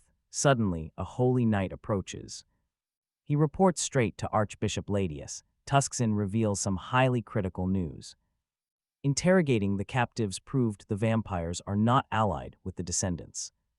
Ladius narrows his eyes, muttering that they still need far more clues. The threat grows stronger. Suddenly, the Holy Cross begins to glow. He answers the urgent call of the saint. The Dark King is close. His presence has been tracked to a hidden cave just north of here. Ladius thanks her, promising to meet her holy expectations. The cave lies ahead. Meanwhile, Hans has already set up his familiars to watch for intruders. They are supposed to report back the moment they spot any danger. Everything is set, but suddenly a strange disturbance catches his attention. His familiars on the surface are moving erratically, scattering in absolute panic. They are terrified, yet he has not received a single piece of information. Then he realizes the truth. His scouts just crossed paths with humans. A group of heavily armed knights is marching directly through the forest. Why would humans come all the way out here unless it is an ambush? Looking through the eyes of a pigeon, he sees the entrance is completely surrounded. Suddenly, an arrow pierces his avian spy. A soldier yells out his name. He warns Hans that his cheap tricks will not save him from divine justice. The paladin declares that no evil can escape their gaze. There is no running. He demands that Hans surrender and face judgment. Hans recognizes the holy armor immediately. That emblem matches the paladins of Verlesk, but how did they track him down? Divine power always interferes with his dark arts, making this incredibly dangerous. The paladin charges him instantly, but Hans barehandedly catches the incoming blade. The knight spits out that he will not give a monster room to speak. He warns Hans not to try and deceive them with a glib tongue. Hans mockingly replies that the paladin is exactly as close-minded as he expected. Hans counters with a swift strike, but the paladin blocks it effortlessly. Calling it a crude trick, the paladin vows that Hans will not corrupt their mission. He drives his glowing sword squarely into the chest of Hans, releasing power. Hans gasps out, asking if punishing evil is now considered a crime. The paladin roars back that wielding forbidden power makes him just as guilty. What kind of warped logic is that? Hines snaps, but something is wrong. A strange, heavy magic has been quietly suppressing his own spells. A brutal fist smashes into his face, sending him flying backward through the trees. He hits the dirt hard. They surround him, completely cutting off his escape. The paladin commands his men to prepare the holy chant. The sacred song begins. Singing in perfect unison, the choir's chant slowly drains his strength. He could easily kill them, but refusing to harm the innocent, he summons their shadows. Seizing the moment, the enemy paladin launches a sudden strike. He hurls a holy relic, shouting for them to restrain hands right now. In response, the choir members summon glowing chains, and one lands a direct hit. The chain wraps around his leg, completely freezing him. He was way too careless. Dangling in midair, Hans admits his mistake. He can't even move an inch. Even his magic is totally sealed. Watching them pray, he knows this was a trap. They planned everything just to lock him down. A warrior steps forward proudly. He brags about how hard they worked, but Hans just shrugs it off. The knight claims no evil can escape, asking if he's ready to surrender. Hans simply starts to laugh. He realizes talking his way out is impossible. There's no room for negotiation. He tells them it's not going to happen. With a smirk, he dares them to catch him as the warrior hesitates.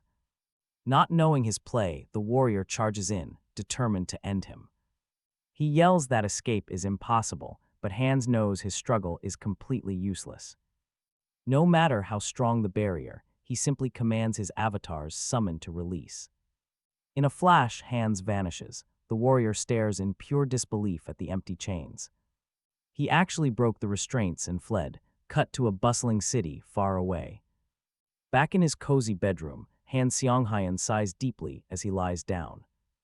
Things are getting pretty messy. He realizes he's made way too many powerful enemies. Did he cause too much chaos? He thinks back to all the rival factions. The Shadow faction, that daring oath, and then the dangerous vampire clan, Verislak. He even provoked the Great Divine Order, one of the continent's strongest powers. Suddenly, Xyong Yun sits straight up and points right at his glowing screen. Why did the Karma Shop just hand him a massive pile of rewards? Could his crazy theory actually be right? The system rewarded him for the chaos. He literally got paid for wrecking the continent. He decides to worry later. For now, he'll focus on the main plan. Meanwhile, a creepy mask appears in the shadows. Deep in a dark, quiet alley, a masked figure whispers that it's finally harvest time. He explains how his controlled monsters spread dark magic upon meeting others. By doing this, his eyes and ears will expand across the entire city. Soon, covering a massive place like Seoul will be a walk in the park. But then the masked man notices a stray cat. Have they arrived already? Spotting a signal, he recognizes his first target. Inside the building, a desperate voice begs. A woman on the cold floor begs her attacker, pleading with him to stop. She promises anything if he'll spare her, while another man walks by outside. Looking up, she spots a man wearing glasses through the window and screams for help. She yells that she's been kidnapped, but he just ignores her and walks away. She screams after him, but the kidnapper throws her back down onto the floor.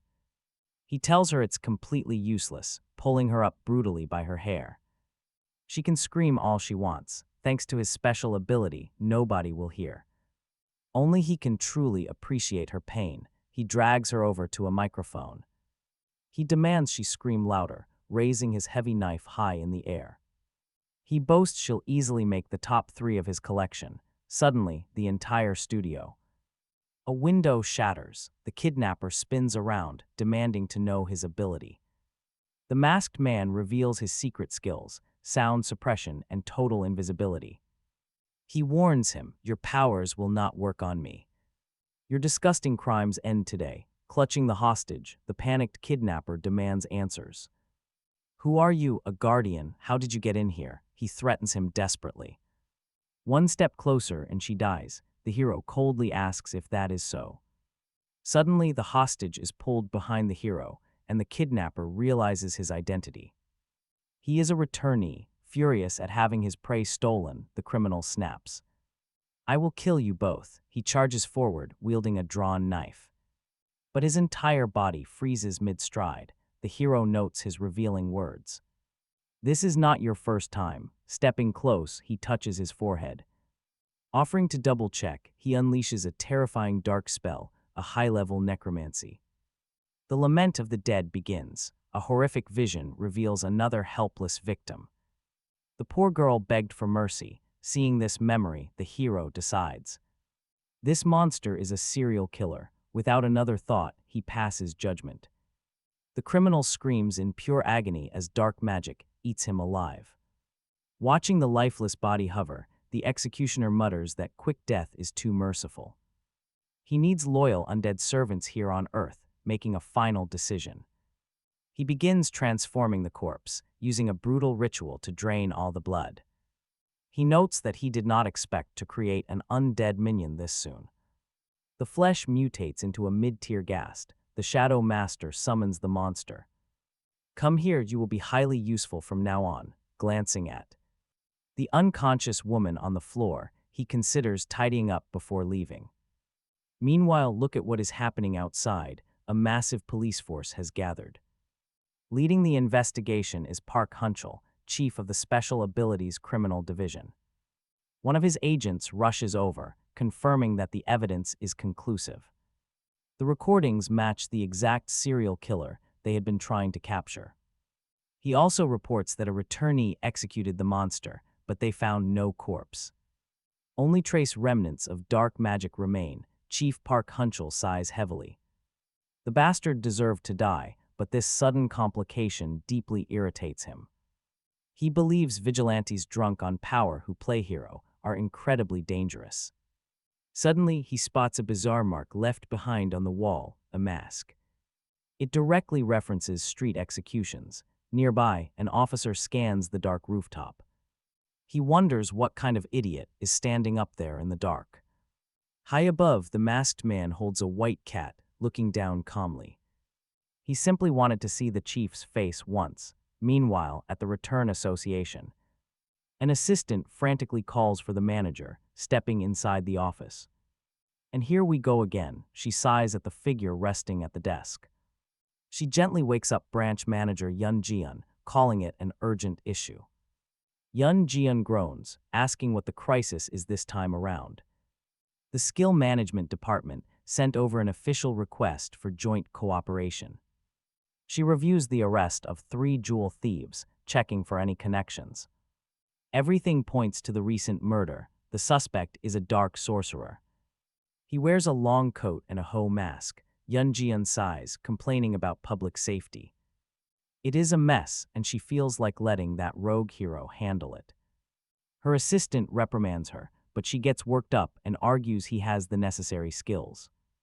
He would be an excellent dog with the right leash, Ji-yoon laments, asking why. Why he cannot just join as a guardian. The assistant simply points to a pile of documents and tells her to stop talking nonsense and get back to work. With a shout, she throws the papers into the air, yelling that she wants to smash. "Those villains was great." Elsewhere, Xyong Yun stretches and recalls how smashing all those villains felt incredibly satisfying. He reflects that unless they are a serial killer, he usually just plants a terror curse to punish them appropriately. Looking at his own reflection, he decides he has to investigate the villain organization that caused chaos in public order. Xyong Yun decides that since he has finished things there, he should start paying attention to this world. Man desperately shouts for Diana and Aaron, hugging the children tightly and saying, "They both worked incredibly hard." Hines observes the emotional reunion and is relieved that the man seems to be decent, meaning threats will not be necessary. The man gratefully shakes Hines' hand, thanking him deeply for bringing the children back. Diana then approaches and happily talks about all the time they spent together, hugging and thanking him. Hines says it is not goodbye since he will visit them again. The young girl confesses that she was worried about his personality change, but is relieved that he is still good. He then wonders if his personality really shifted from this persona's deep influence. Hans's persona was a turbulent mix of negative emotions paired with a trait of seeking attention. Hines II, who focused on infiltration and lies, received a calm and composed personality. Aaron then curiously asks him where he plans to go now. Hines reveals he will make a pilgrimage to the capital of the kingdom of Thalia, and the scene shifts to the city of Thaleria. Hines states that there is only one real reason he came to this place, explaining that the capital is the headquarters of the goddess church and home to the largest temple on earth. Finding a quiet alley, he makes sure no one is looking before he prepares to summon his fourth avatar, calling out the command to summon Heinlich. This new avatar possesses the highly unique warrior spirit trait, which grants him major combat bonuses. Hines explains that walking through the sacred city in a vampire's body has its limits, so he hands a pouch to Heinlich. He tells him to go toward the light. Inside, a voice calls for the next believer. Heinlich approaches the counter and pours out a massive pile of shiny coins and jewels. The man asks how much it is, and Heinlich replies that it is his entire fortune, declaring his desire to dedicate everything to the goddess and become a holy knight to fulfill her will. Xyong Yun reflects that his previous avatars were an undead, a dark wizard, and a vampire, all children of darkness, but this time his avatar is a glorious holy knight who wields a sacred sword and earns everyone's respect. Heinlich confirms his decision with absolute certainty. A mustache-wearing instructor extends his hand, saying that as an instructor he will train him to be an excellent holy knight, but a scribe interrupts, arguing that they cannot accept a complete stranger as a holy knight. No matter how much he has donated, the instructor just laughs and tells the scribe not to worry, explaining that the wicked always reveal their true nature during. He asks the recruit if he has the confidence to show his strength. Heinlich replies with absolute confidence. Later, he is exhausted. For water, a massive stone sphere rolls at him. Madness. He braces himself and stops it with his bare hands. While holding it back, he reflects that it has been a month of holy night. Originally, he thought this order was noble, but quickly realized it was just a bunch of muscle-brained perverts. Heinlich struggles hard to hold it. An instructor snaps at trainee number 121, whose focus is slipping. "Did you forget the rule to never stop praying?" he orders the recruit to focus and sing his prayers. The trainee begins to pray while the instructor demands absolute focus. Soon, the instructor shouts out the rule, telling him to sing his prayers to restore his broken body while he trains. Push for one more rep, the relentless instructor demands. The young man screams to the goddess. Watching this, Heinlich admits that the method is efficient. Another recruit celebrates that his back feels great today. He even begs to be hit harder. Nearby, another man flexes as a spiked mace strikes his skin. Amidst the fanatic shouts of faith, Heinlich questions if they really need to train in such a twisted, perverted way. Up on a balcony, Marco comments that the recruit he brought in is no joke. Even before his baptism, Heinlich was already incredibly strong, and he cannot wait to see how much more he will improve. Heinlich wonders why everyone is staring at him, feeling extremely uncomfortable under the unwanted attention. Heinlich, panting heavily from the exertion, reflects that 3 months have already passed since his brutal holy knight training started. He concludes that without his warrior spirit and super regeneration, his body would have collapsed long ago. His overall strength has definitely improved, but he realizes something else is far more problematic. Grabbing him by the arm, a muscle-bound senior asks if he finished his leg day workout. Invited by the instructor, Heinlich reluctantly agrees to do some holy chest exercises, but another enthusiast interrupts, insisting that on a day like this, it must be a solid back session. Heinlich backs away, yelling at them to stay away from him, you muscular perverts. Outside the chapel, he sighs deeply, sitting with a Fellow trainee, he grumbles that not a single day goes by without them nagging him too. Train, his friend says it is because the elders have massive expectations. Suddenly a grand arrival catches their eye. Among the crowd, Grand Archbishop Ladius of the main church and Sir Tuskson are finally spotted. Beside him, his friend notes that they had gone on a long expedition. They must be back. Heinrich suddenly recalls that dangerous holy knight pointing blade at hands, wondering if they have been hunting hands all this time. At the altar, a priest announces to the gathered trainees that the reason for their assembly is to perform the sacred baptismal ceremony for those who have met the requirements. The priest explains that although it is earlier than usual, this ceremony was brought forward due to urgent circumstances. He then instructs the trainees called to step forward. His companion wonders why they hold an event that usually only happens every 6 months. Heinrich knows why, deducing the holy knights are desperately in need of urgent reinforcements to hunt down the heir of the immortal king. Either way, he sees this as the perfect chance to save time and test something. Specifically, the brand new application of his persona and mind core abilities. The high priest calls up the first trainee, Max Warren, asking for his oath. He asks if the young man swears to dedicate his entire life as a holy knight. During this baptism, candidates sacrifice all their mana to the deity. Magic is gone forever, but they receive immense holy power instead. The size of this blessing varies wildly for everyone. The deciding factor is simple, just pure faith. Pure faith always results in a much stronger holy knight in the end. No lies, no doubts. The priest then calls the next trainee. Now watch as Heinrich steps forward, knowing this is his moment. This is exactly why he became a knight, reflecting on how he used his mind core. Until now, he only used it to suppress external stimuli or contain his own emotions. But now he realizes that the exact opposite is also highly possible. Using his persona ability, he will inject intense faith directly into Heinrich. When the high priest extracts the mana, the mind core will filter out any doubt. This leaves only pure mana, containing the raw essence of faith itself. To absorb the maximum amount of blessing, he focuses all his mental power. He concentrates the entire mental strength of his avatars into Heinrich. The high priest gasps in absolute shock at the massive holy power released. A massive wave of energy sweeps the hall, leaving other novices completely speechless. They point upward in disbelief as the holy power rises to the deity statue. Grabbing him by the arm, an instructor immediately addresses him as Sir Heinrich. The high priest notes that even freshly baptized, he is already at priest level. His faith is truly impressive, and the priest tells him to keep working hard.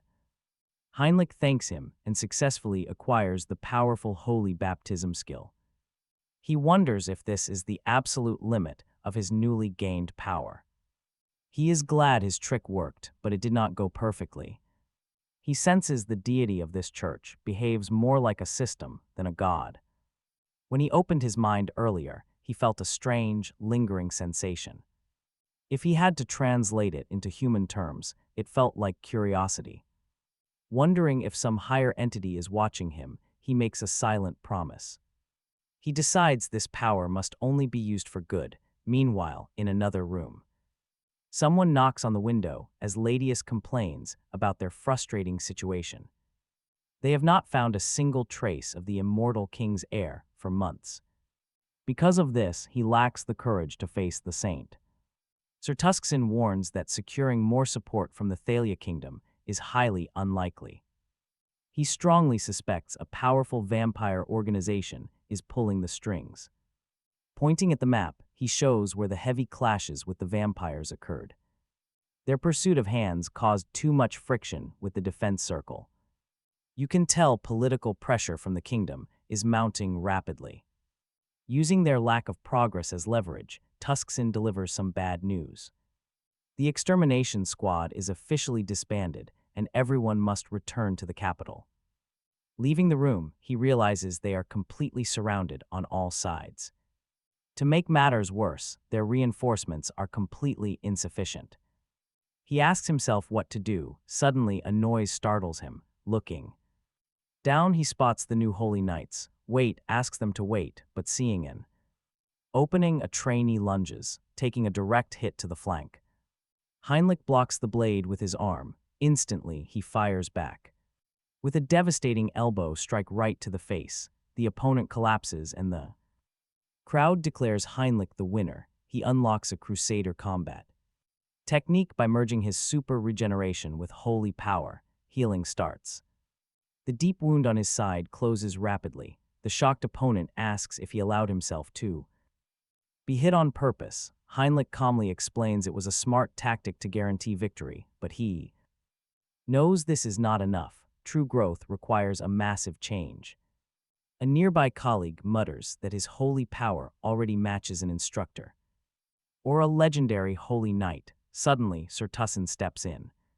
He coldly states the boy is too inexperienced to join their elite ranks. He adds that Heinrich likely knows this better than anyone. Sir Tussin promises to make him truly powerful. He invites him to the Temple of Roselia. Sir Tussin informs the remaining knights that he is heading to the great Temple of Roselia. No arguments. Nobody dares to challenge his decision. Heinrich eagerly agrees to go, and Sir Tussin tells him to follow immediately. As they walk toward the glowing teleportation circle, Heinrich asks for a moment to pack his things. Sir Tussin shuts him down. Someone will handle it for him. Already on the circle, Sir Tussin places a hand on his shoulder, promising a detailed explanation when they finally reach their destination. The recruit nods. The magical teleportation flares. They arrive instantly. Heinrich wonders if this massive place is the famous Great Temple of Roselia. The two walk toward what is known as the greatest sanctuary of the entire divine church, sitting right at the continent's center. This holy place is the very heart of their power, where the Pope and Saint reside. Saint Rar receives them warmly, welcoming Sir Tussin and Heinrich after their long journey. Sir Tussin formally thanks the saint while keeping a hand on the recruit's shoulder. Heinrich hides a quiet smile. Then he kneels before the saint, but far away, Hans quietly watches the sleeping city. Below him, multiple floors of a building are littered with lifeless bodies. On a glowing cell phone, he scrolls through posts detailing his actions. Unintentionally, he became quite a famous legend online after single-handedly crushing the entire human trafficking organization. But as he looks, something catches his eye. The saved victims kept mentioning a divine retribution society, which seems heavily connected to several other dark organizations. To uncover the truth, he decides to keep hunting them. No mercy. For now, the hooded vigilante resolves to cash in the earnings from his last mission. He tightens his mask, knowing that being caught with items from mysterious sources would make him the prime suspect, needing a discreet place for transactions. He heads to a gambling house. Entering the tavern, the attendant greets him. The masked man drops a heavy bag on the counter. He wants to sell some goods, but the clerk quickly dismisses him, stating he has zero interest in his gear. He replies, "I heard that this." He offers to trade items like these, dumping several gold coins onto the counter. The attendant recognizes the trade syndicate emblems on the coins, instantly remembering they were wiped out by some masked lunatic. The hooded man asks if they are interested.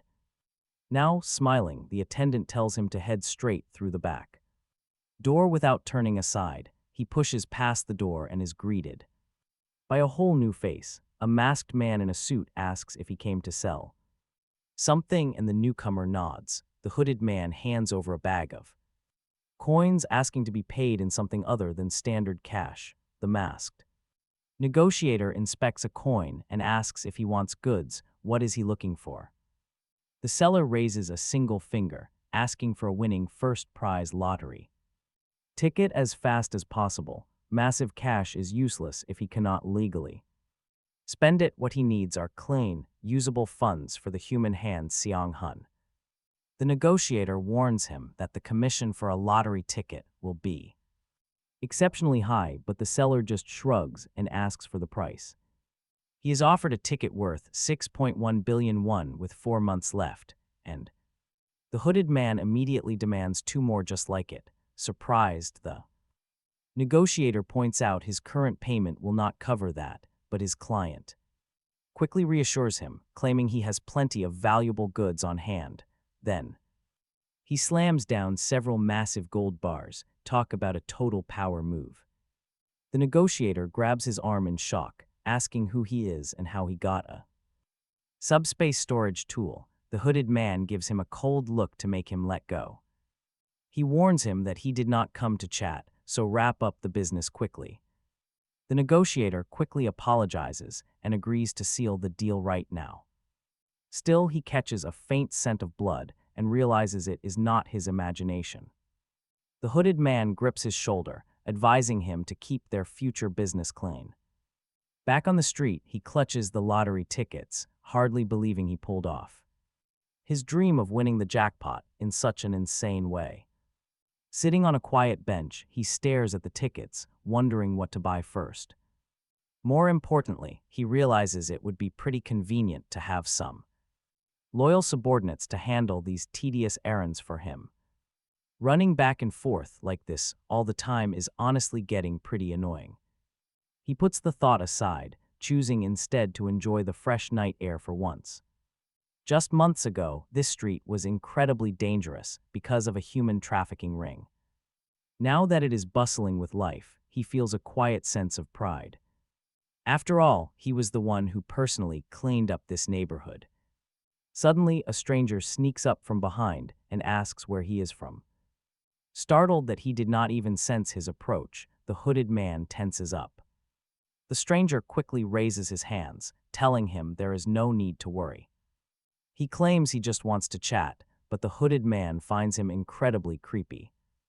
I mean, who sneaks up on someone just to sniff them? Unbelievably creepy. The stranger leans in, asking if he is a vampire before smiling widely. He reveals that he is also a level 6 vampire from the Dotmere dimension. The vampire eagerly asks for his name and when he returned to Earth. Realizing he needs a solid lie to escape this awkward encounter, he quickly improvises. He introduces himself as Hines, claiming he only recently returned to Earth.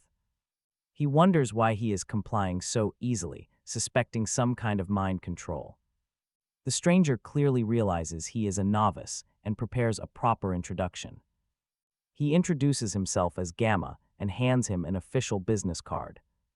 It is from the Blood Pact organization, whose job is to recruit newly arrived vampires. Hines immediately doubts that such a group even exists. Gamma insists he must join them to survive, while Hines asks about levels. The mention of levels instantly sparks the other vampires' deep curiosity. Gamma clicks his car keys, inviting him inside so they can speak privately. Hines agrees, telling him to lead the way without showing any hesitation. Meanwhile, a mysterious woman watches them from afar and taps her communicator. She contacts headquarters, reporting that the target is moving exactly as planned. She stays on his tail. Gamma soon parks and leads Hines inside. Walking down a dark hallway, Hines questions what kind of facility this is. Gamma explains that every vampire possesses a unique factor determining their power. Their blood pact measures this exact factor, breaking it down into levels. They pass shelves packed with strange vials before entering a hidden chamber. Inside, a magic circle glows on the floor to measure his strength. Hines is highly skeptical, finding this entire setup incredibly suspicious. Gamma urges him forward. Hines figures he can just cancel his summon. If things get dangerous, he will escape, but then he spots something. A skull rests on the floor, radiating unmistakable traces of dark magic. He confronts Gamma, pointing out this is a complex mix of magic. Ever since the Returned appeared 20 years ago, magic has slowly evolved. Progress was slow because energy laws differ drastically across dimensions. Yet combining these different arts makes this pact surprisingly impressive. A hooded figure steps forward, asking him to present his arm. With a sharp dagger, the man makes a quick cut on him. Warned of a slight sting, Hines watches his blood float gently upward. 5 distinct blood orbs take shape. Gamma confirms he is level 5. Observing the tight connection of the orbs, he notes his strong regeneration. He turns to another member, asking about the standard pure blood level. Gamma admits his anxiety over Hines coming from an entirely unknown world. Hines feels annoyed, thinking all this worry for level 5 was pointless. Smiling, Gamma notes that at level 5, keeping his limbs intact is fine.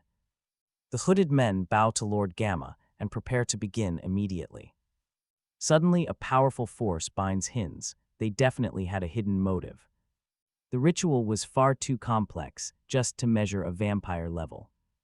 He prepares to summon Hines, but a sudden loud crash interrupts him. The entrance is blown wide open, catching Gamma completely off guard. The tracking woman storms in, shouting to stop them as she attacks. Backed by her team, she declares Gamma is under arrest for murder. Recognizing her as Lady Jin Saran, Gamma asks if it is not.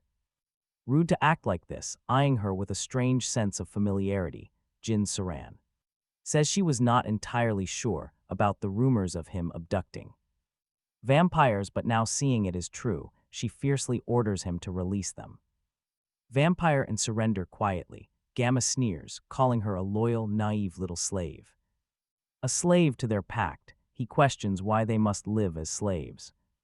Since they surpass humans, he argues they shouldn't follow human rules and hide. Jin Saran snaps back that dangerous extremists like him force them into hiding. Gamma just smiles, that is only what she chooses to believe. Then he asks if her loyal comrades share that same soft opinion. Suddenly, one of her allies strikes from behind, hitting a teammate.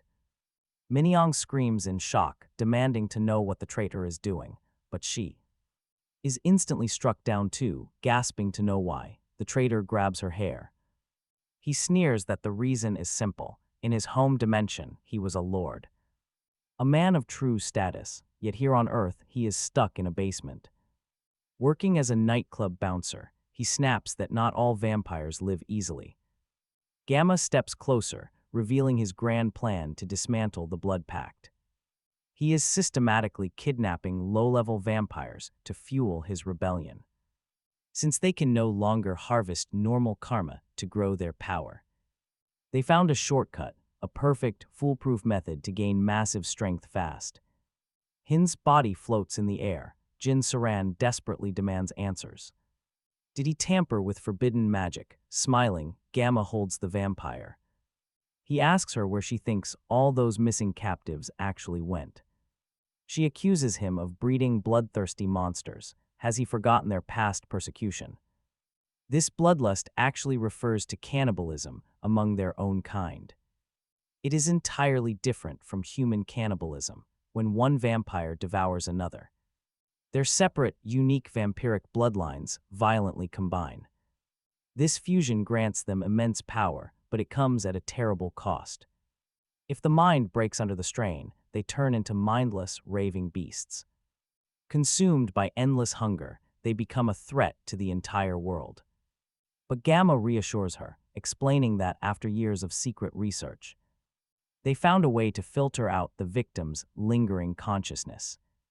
Every single captive, research material, the magic circle beneath his feet ignites. It starts to glow. Hines realizes the circle is not for containment. It was designed to turn living vampires into a pure drug. With no side effects, Gamma holds it. The traitor steps forward. He demands that Gamma fulfill his promise. He risked everything following him. Gamma smiles and tosses him the small pill exactly as agreed. The traitor swallows it instantly. Pain hits him. He starts screaming. His flesh warps violently, transforming him into a hideous, hulking beast. He realizes this is the taboo cannibalism he had only heard stories of. The mutated beast grabs Jin Saran by the throat, roaring for more. He demands that Gamma hand over more pills in exchange for his captives. Gamma calmly tells him to wait. there is a process to follow. Smiling down at Jin Saran, he asks her to wait just a little longer. Wounded and broken, Jin Saran gasps out, begging them to stop. Meanwhile, Hines can barely wait to see his new power after devouring everyone. He eyes the 2 purebloods and 4 low-ranking vampires, calculating his gain. This power is terrifying. Suddenly, Hines materializes. Standing right at the center of the magic circle, shocking everyone, Hines mockingly remarks that his stealth was decent, but their security was totally pathetic. Next, he summons 2 more skeletons, declaring that from now on, nobody leaves this place without his permission. The mutated vampire flinches at the monsters, while his leader, Gamma, yells to stay calm and stick together. Suddenly, sharp spikes erupt from the vampire's own flesh. He lunges forward, smashing one of the heavy skeletons with a single punch. Charging straight at Hines, he yells to die as Hines calmly watches the bizarre transformation, noting how their beastly forms shift depending on their native dimension. Hines suddenly slams his staff down, causing the charging vampire to get impaled by multiple earth spikes. Just then, Hines jumps down to the floor. Hines mutters that he wanted to capture them with minimal blood loss. With a shrug, Hines grabs the wounded, bleeding vampire by his shoulder and shrugs it off as no big deal. Hines immediately bites deep into his neck, declaring that plenty of fresh food is still waiting. Gamma watches in absolute horror, asking himself if this monster is actually cannibalizing his fellow vampires. The dying traitor regrets turning on his comrades just to end up as prey.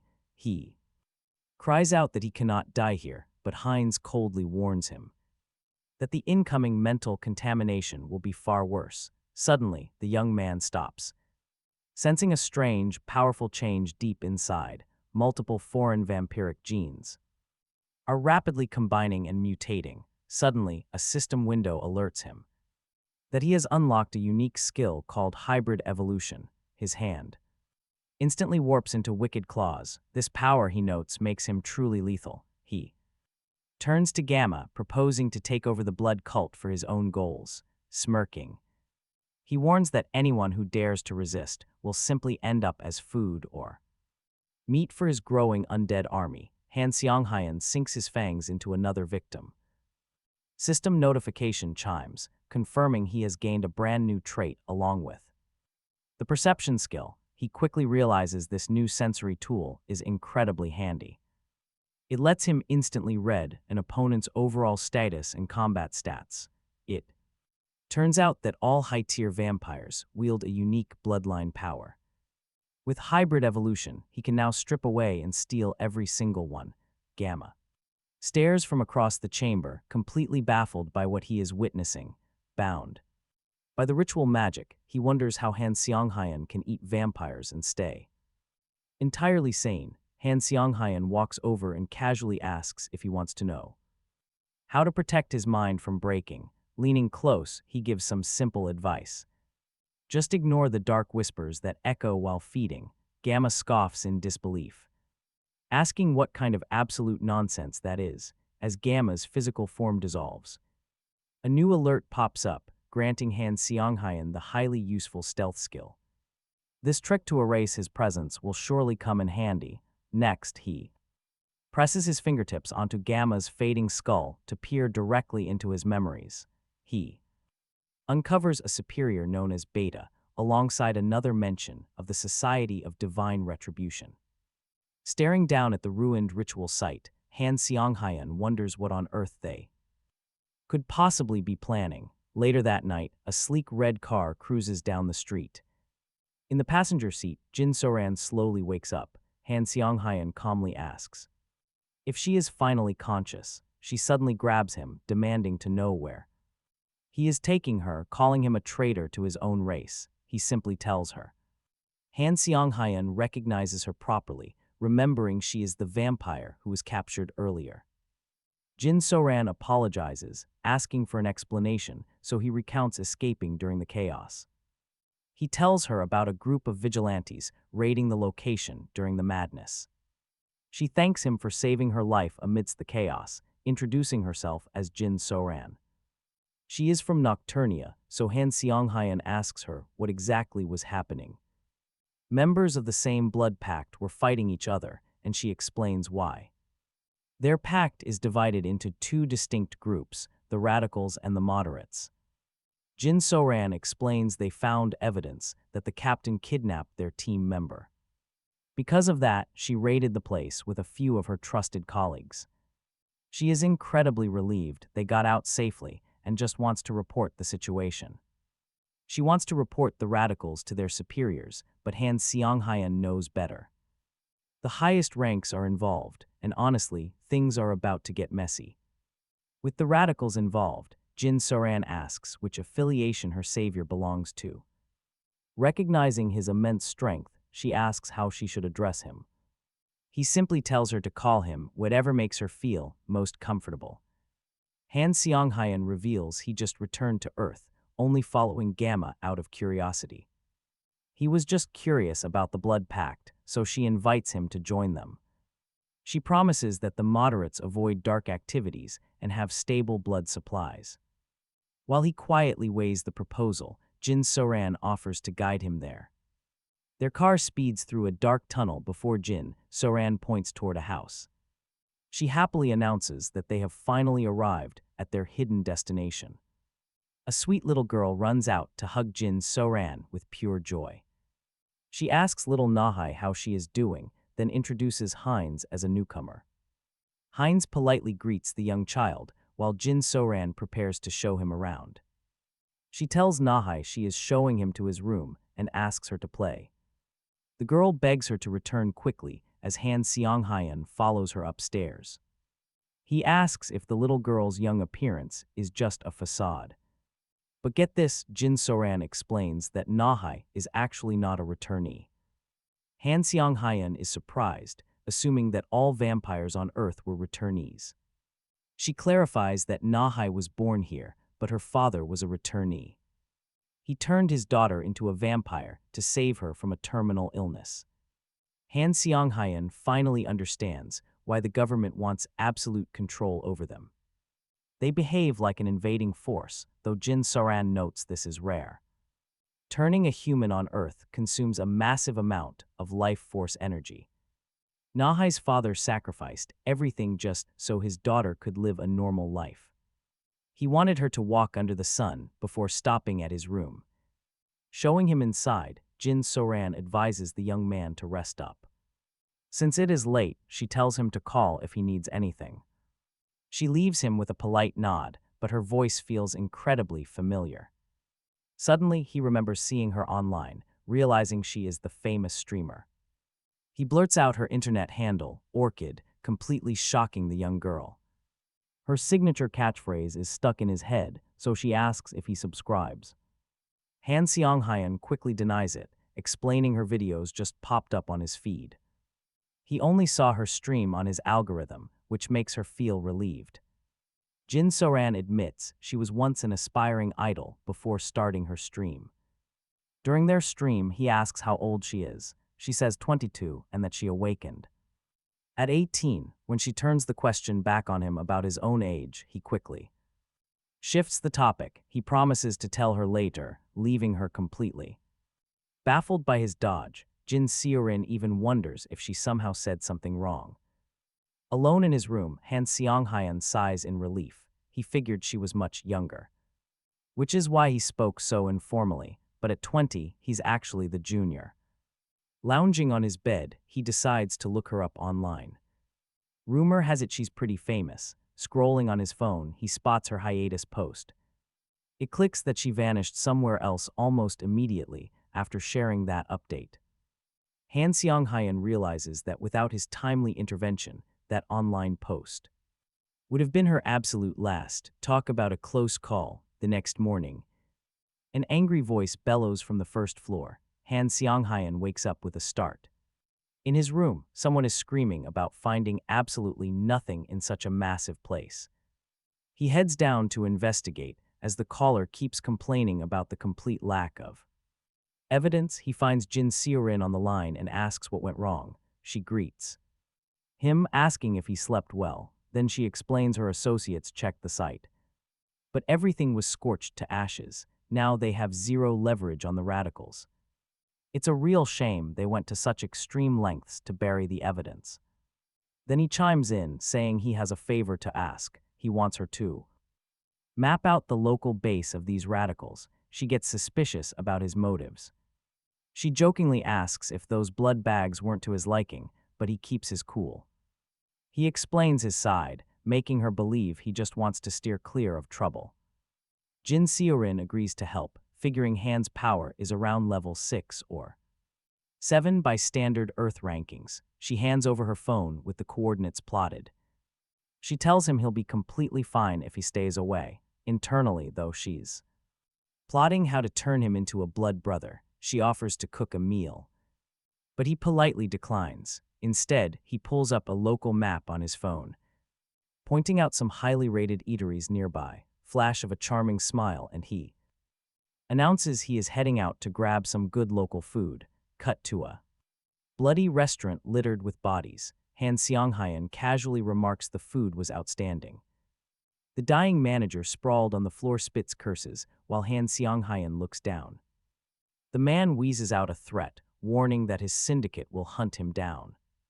Without leaving a single trace behind, our main character merely chuckles. How will they even track him? After all, with the stealth skill he stole from their ranks, they stand zero chance of finding him. On top of that, the cameras are dead, and the diner is completely empty, no witnesses left alive. With total control, he hoists the guy up and demands to know where the rest of his gang is hiding. A mental projection flashes, a cloaked man instructing a crew. Peering straight into the boss's memories, he learns that all Gamma Division units are gathering for an urgent assembly tomorrow. It looks like the core radical leaders are coming together. This is his absolute golden opportunity to wipe them out in one swoop. Han Seong-hyun knows he must act fast, but first, he has to tidy up this bloody mess. He activates a brand new ability called Blood Flower. The glowing holographic interface explains that this spell conjures a blazing blossom to vaporize only specific designated targets. He ignites the spell to disintegrate all remaining biological evidence before slipping away unnoticed. Erases all remaining magical traces. With a simple swipe, he finishes sweeping the area, then whispers that nobody can track him now, but suddenly, sharp chest pain strikes. Chest, looking down at his hands, he realizes his entire body is undergoing another evolution.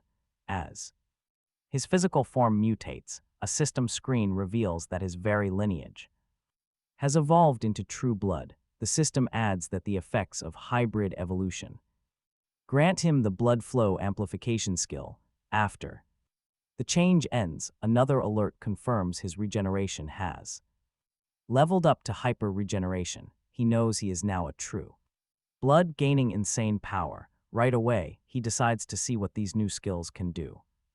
Skills are slicing open his own wrist. Right away, crimson droplets float in the air. The glowing liquid then flows straight back inside. He watches his sliced artery knit shut in a heartbeat, marveling at the insane synergy of his new toolkit.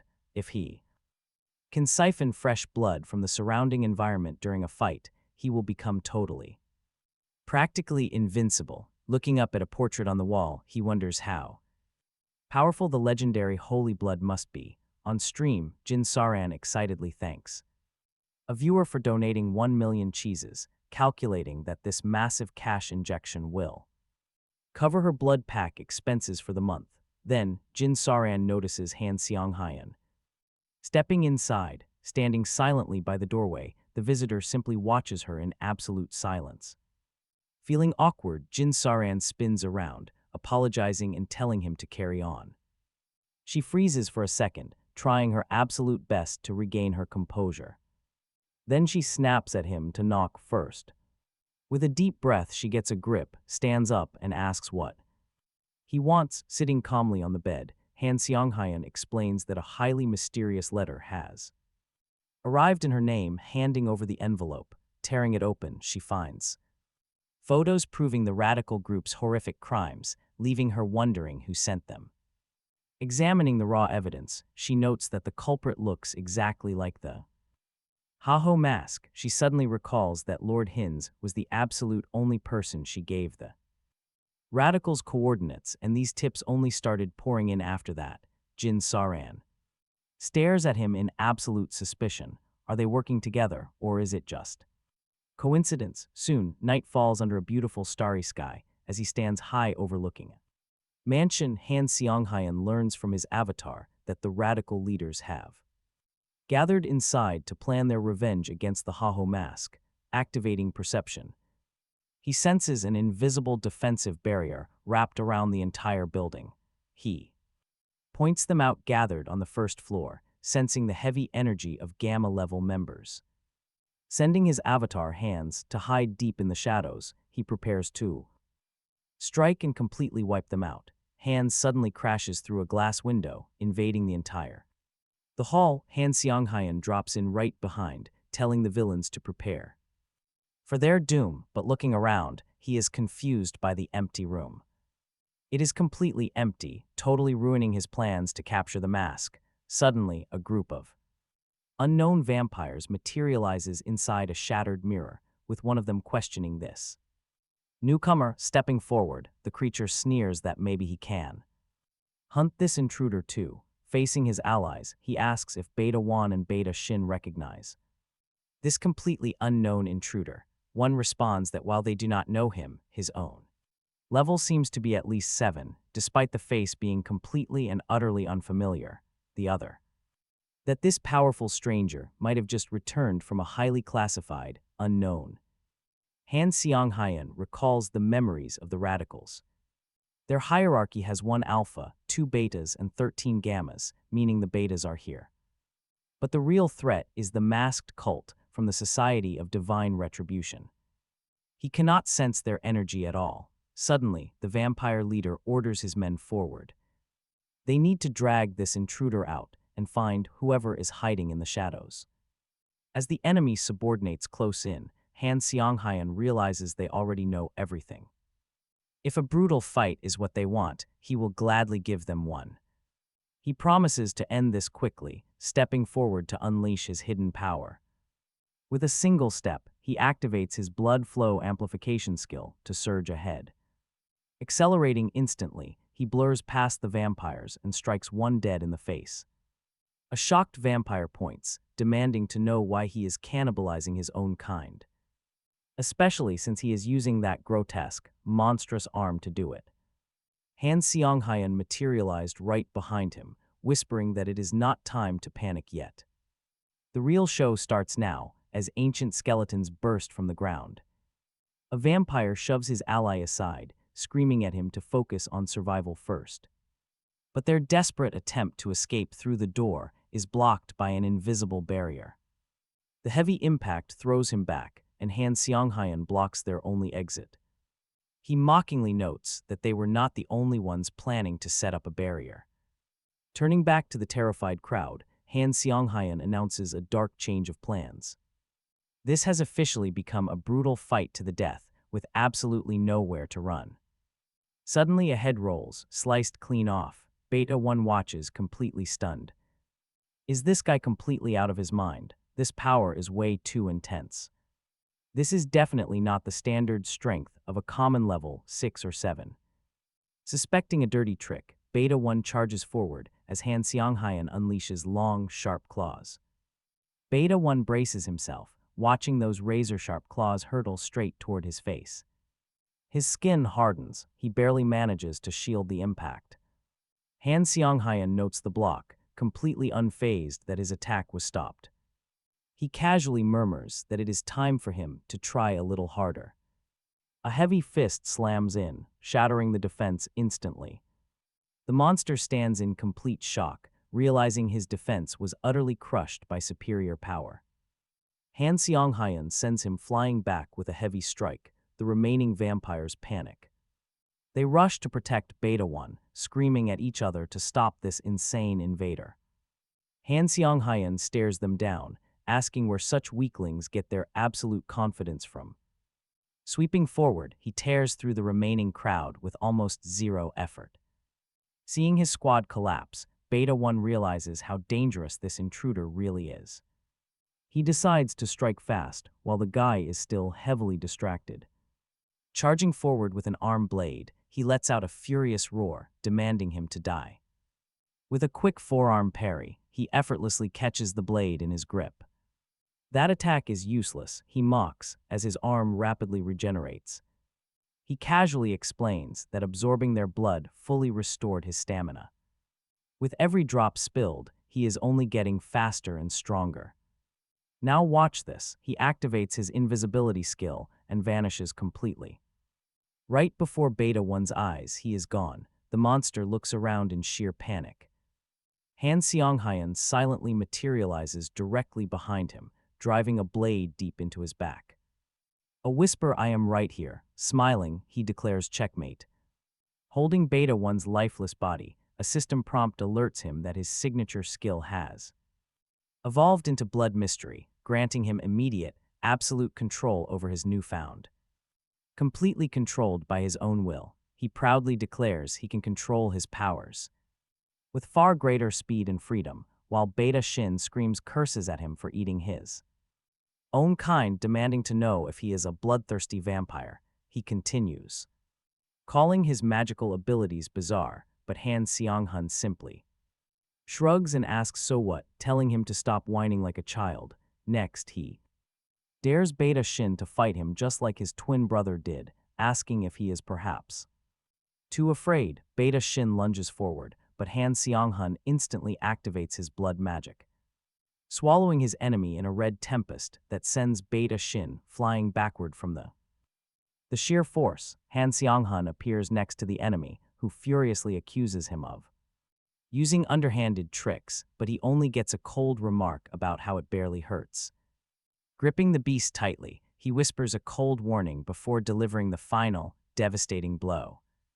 Uttering a quiet checkmate, watching from afar, the hidden masked men are completely stunned, admitting they never expected the legendary Haho mask to have such a monstrous helper. Their leader coldly orders them to prepare the magical orb to deal with the intruder. One of the cultists raises the glowing artifact, unleashing a barrage that hits Xyong Yun with blinding lasers, but Xyong Yun easily teleports directly behind them, mocking the attack. As mildly interesting, the stray beams end up vaporizing one of their own men instead. And Xyong Yun notes there was barely any force in that strike anyway.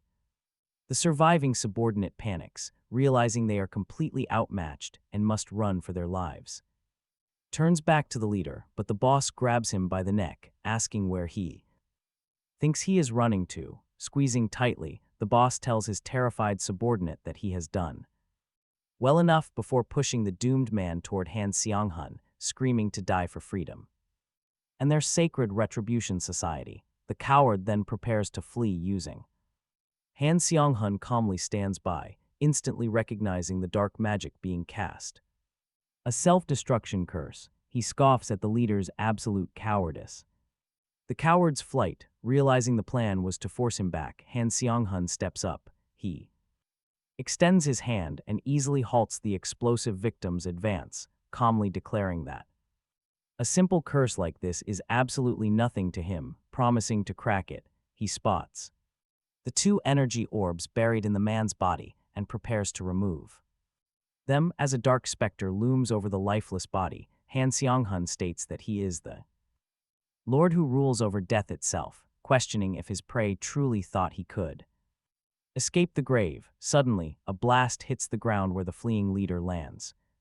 The boss stumbles back, horrified that his escape was completely blocked by an incredible barrier. He barely managed to cross through, but he is glad that he is still alive. He assumes he can just lie low and wait for his chance, but Xyong Yun approaches from behind. Grabbing the leader by the chin, he mockingly comments that he found him. He wanted to play, but he has no idea when this runner might try to escape again, so Xyong Yun decides to settle things his own brutal way.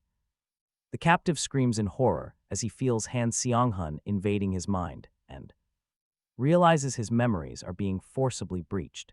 Xyong Yun demands to see every single memory of their corrupt retribution society. Suddenly, the leader's head starts to physically unravel from a hidden security trap. Xyong Yun then wonders if this is some high-tech memory lock from their retribution society. Hans suddenly finds himself dragged straight into the leader's mental realm. An unknown figure materializes. The entity speaks, admitting he never expected the Haho mask to make it this far. Hans then realizes the leader of the Divine Retribution Society has been watching him all along.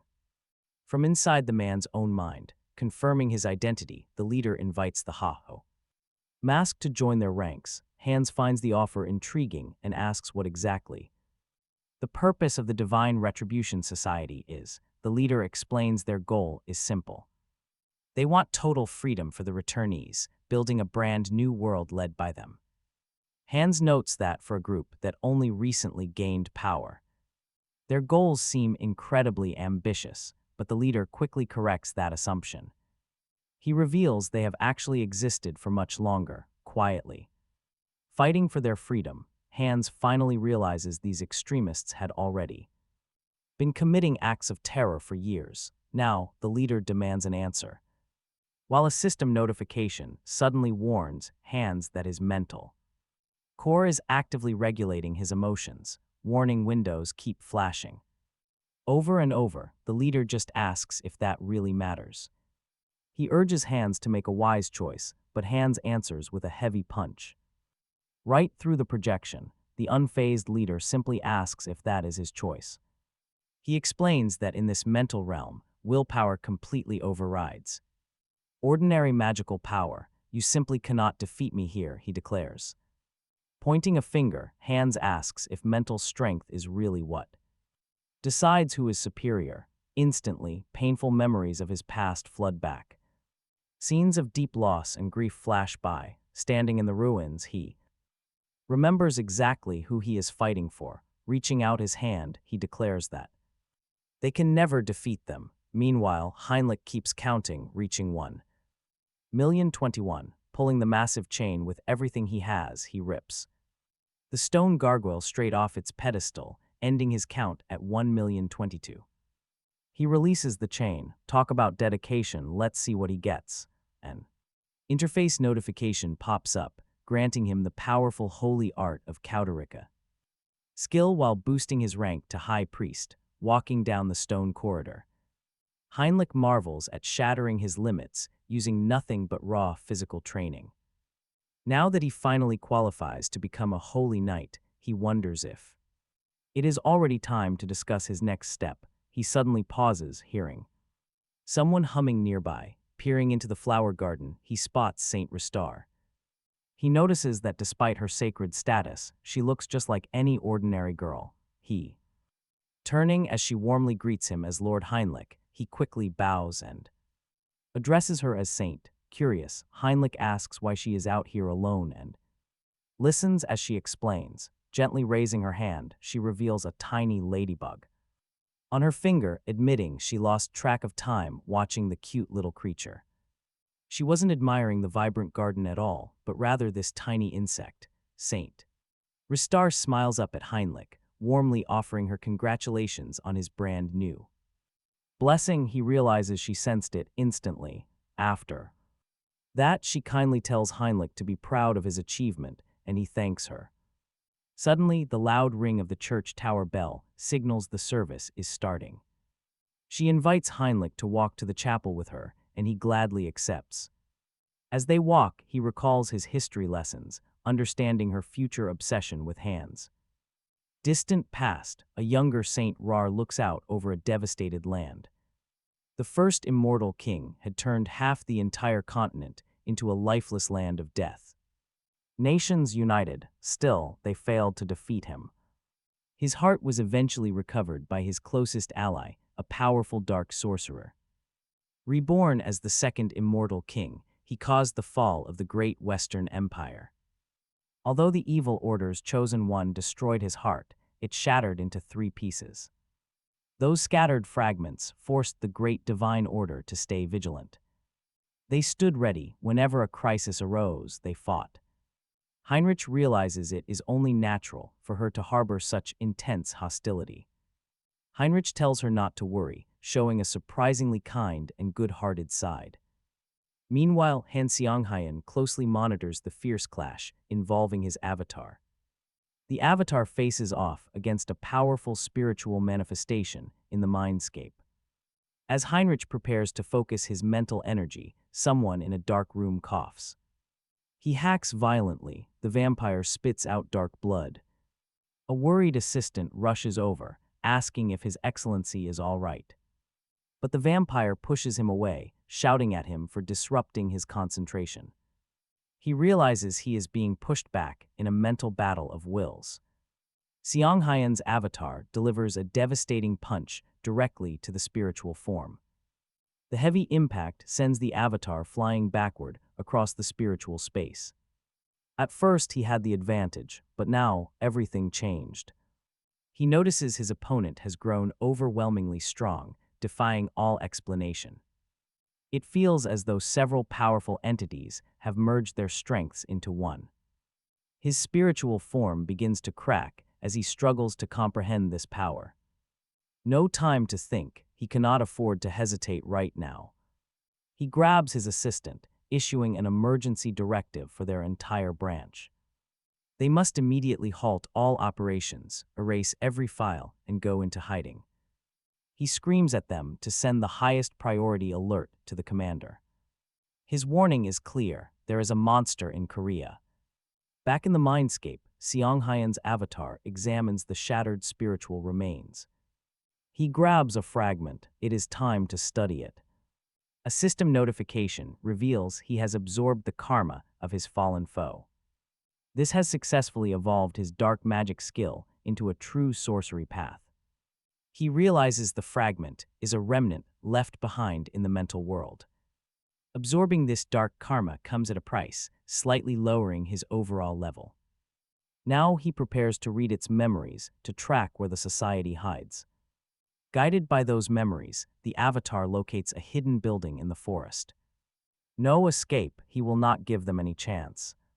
He promises himself that he will uncover every single one of their secrets. As he attacks the building, a wounded cultist on the ground groans in pain. They ordered an evacuation, but never warned them such a monster was coming. Xyong Yun's avatar steps forward and asks if the evacuation has already begun. The man mutters that his efforts were not completely in vain as energy surges. A strange light envelops his arm while the avatar notices missing documents. He asks what the man plans to do next before grabbing a paper. He takes the data from his hand, mocking his pointless attempt to save it. Ended up revealing everything, he starts scanning the records of their dark crimes. Committed by the organization in the past, but he suddenly freezes. Staring at the document in silence, he mentions this tragic incident. Then he declares he will never forgive this. Behind him, the man's body disintegrates. He swears to execute every single member of the divine retribution society for stealing his entire life, having once believed he had no other option. He genuinely thought it was just a tragic accident until he discovers the truth. The group behind the incident that destroyed his life was the Society of Divine Retribution. Xyong Yun covers his face. He realizes they operate on a completely different level than any past foe. He must expand his power. He will make them pay, regardless of the time and resources it takes. To accomplish this, he needs a solid plan. He begins to concentrate. He resolves to test his new skill, Refined Blood Crystal. The plan involves refining and compressing the blood accumulated inside Hin's body. This blood will be implanted into another vampire, strengthening their vampiric factors. He knows the blood inheritance will bind them to him, yet he welcomes anyone who obeys, while declaring those who resist will be crushed. He will crush them. Meanwhile, across the city, Jin Saran reacts with total shock. Did Hines really resolve the massive problem with all of those violent hardliners? She asks, and does he genuinely wish to meet the moderate faction's leader? Hines confirms it, stating he already dealt with them and has business to discuss. Jin Saran asks him to wait, saying she needs time to verify the facts. But Hines questions that delay. Suddenly, he releases his massive dark energy. He asks if this serves as proof. This sudden demonstration of power leaves Jin Saran completely astonished, realizing he must be level 7 or higher. It is a power level completely impossible for her to evaluate, now before her. Faction leader, she reports how Hines eliminated the hardliners entirely alone. He now intends to absorb the remnants, while an assistant serves them wine. The leader considers his proposal quite surprising. She even adds that it feels disturbing. Hines reassures her, stating he never intends to impose absurd orders. His primary goal is maintaining peace and rooting out anyone linked to the Society of Divine Retribution. The moderate faction leader asks if those two objectives might conflict. Hines responds that it all depends on her own standards. He knows she will not be easily convinced. He considers using force if she refuses him, but the leader simply agrees. Hines asks what she relies on to accept his proposal so quickly. Stating she trusts herself completely, she offers to help him absorb the hardliners. She tells Hines to take Saran along as their bridge. Jin Saran readily accepts the proposal, but Hines remains highly skeptical. He knows things are different. The leader then suggests they begin. They plan how to absorb the hardliners, while Hines watches in silence. As his glass is filled, she raises a toast to their centrist alliance. He reveals his real plan to absorb the hardliner remnants. This will make him the leader of an entirely new faction. They toast together, marking their first step to control the Blood Pact. Later, he warns Jin Saran. Hines tells her to stand completely still to avoid any pain. She silently obeys. Standing right behind her, he declares it is time to begin. The refined blood crystal enters Jin Saran's back, bringing a sudden wave of change. She feels the powerful artifact warming up every single part of her.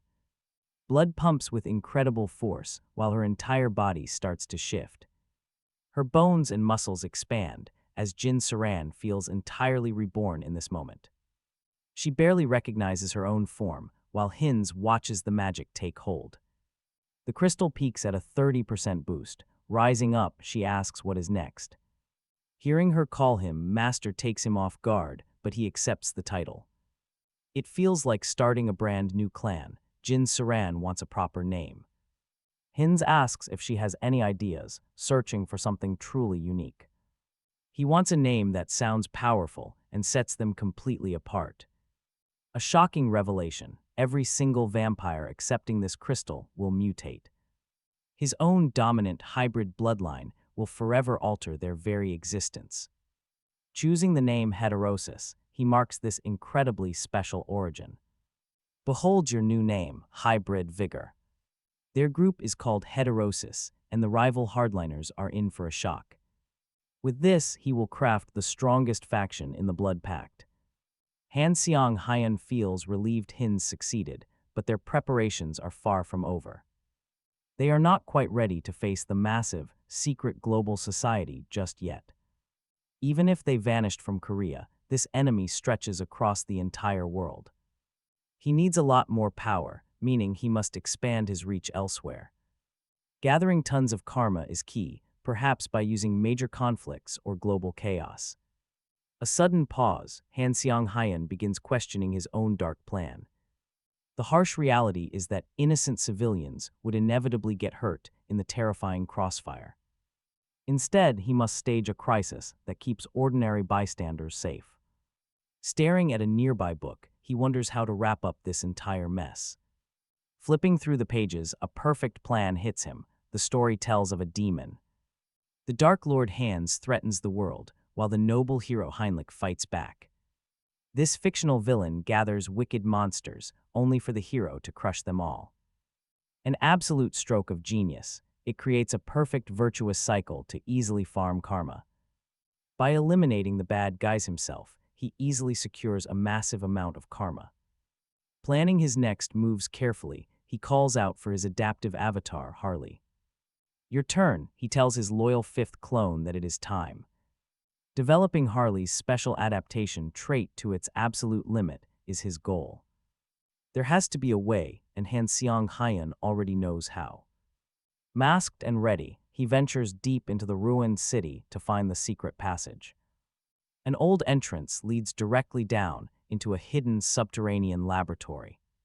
He steps inside. This is the exact underground research facility they used. They carried out bizarre experiments here, transplanting demon parts into humans. Searching through the creepy tanks, he finally spots the prize he came for.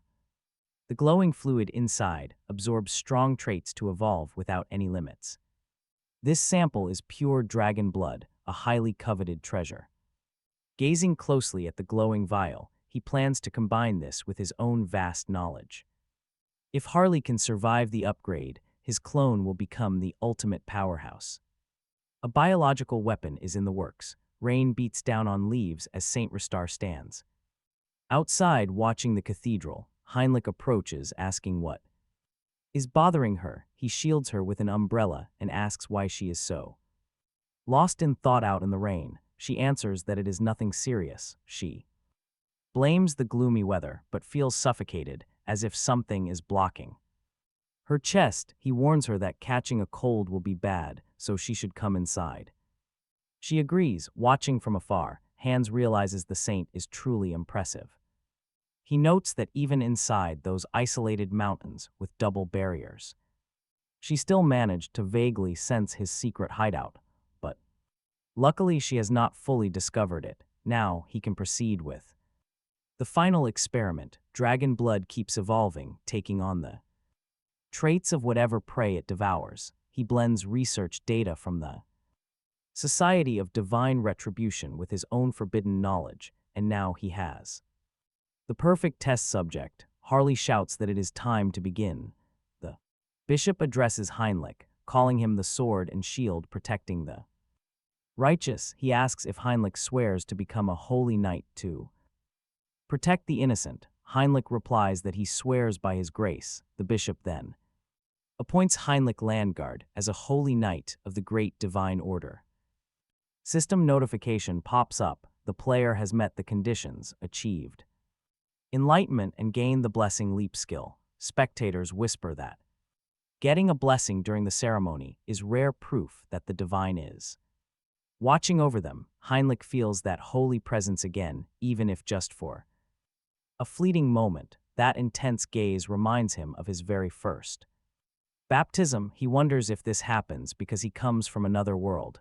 He immediately checks the details of his new blessing. While he has a quiet moment, he finds that blessing leap lets him transcend space, acting as a top-tier teleportation skill. He kneels again, offering prayers of gratitude. Watching him, two elders note that he is exceptionally devout. They are eager to see which knightly order he joins. Another knight congratulates him and explains that he will be temporarily assigned to different holy knight orders. He introduces Heinrich to representatives from the top factions who arrived to recruit him. The first knight introduces himself as a member of the Order of the Celestial Shield, focusing on defensive stronghold battles. Another stepped forward from the Order of the Solar Wolf, whose warriors wield greatswords on the front lines. A veteran introduces himself as a member of the Order of the Thundering Claw, master of sword and shield techniques. They then ask which order he wants to train with. He does not even need to think twice, and to everyone's absolute shock, he declares that he will train under every single knight order. He plans to absorb all their combat skills using his unique abilities. But then, a quiet figure catches his eye. He wonders why that silent, purple-haired knight has not said a single word. The guide hesitates, starting to explain the real reason. Suddenly, the female knight turns, coldly stating that her order only selects the absolute best. She sizes him up, admitting he seems decent, with his high level of divine power rivaling even high priests. She thinks maybe he can. Heinrich must take the test, questioning their strict entry criteria. She commands him to follow. As they walk, she reveals. She protects the temple's main fortress. When he asks why, she begins explaining while opening a massive chamber door, promising to tell him everything if he can. Past the test, inside, Heinrich instantly recognizes the hooded heresy inquisitor. The female knight orders him to read the holy parchment on the table aloud for the gods to hear. Right at that moment, he realizes this is a trick to root out spies and openly questions the test. He feels insulted having his faith doubted, but she explains it is just a standard procedure, asking if he has a reason to avoid reading. She asks, Heinrich begins reciting the text, swearing to remain silent. No matter what, the Inquisitor looks up as Heinrich keeps reading, promising to plunge into fire to guard their mysteries, with the oath. Complete, a searing mark brands his lips, making him gasp from the it burns. The Inquisitor lets others enter, as Heinrich questions him. This was a forced spell of secrecy, but she quickly clarifies. She calls it a holy blessing, a gift of absolute silence, preventing any leaks, though he mutters that it still feels like a curse. She ignores his complaints, stopping in front of a door to explain they are the elite order of the Radiant Shield, whose sole duty is guarding the temple basement with their very lives. Another warrior warns Heinrich that this is his only visit here, so he must memorize every detail and look closely at what they guard. The gates open. Entering, Heinrich finally understands their massive defense. Heinrich realizes why their best warriors are stationed in this temple. He sees a female form in crackling energy, bound by chains. The extreme security makes sense now. Deep within the sanctuary lies the final fragment of the immortal king. A sentinel reassures the masked traveler, promising that this secret is entirely safe with him. Meanwhile, inside a dark laboratory, a hooded figure laughs at their luck, noting that Harley's current procedure remains highly unstable than expected.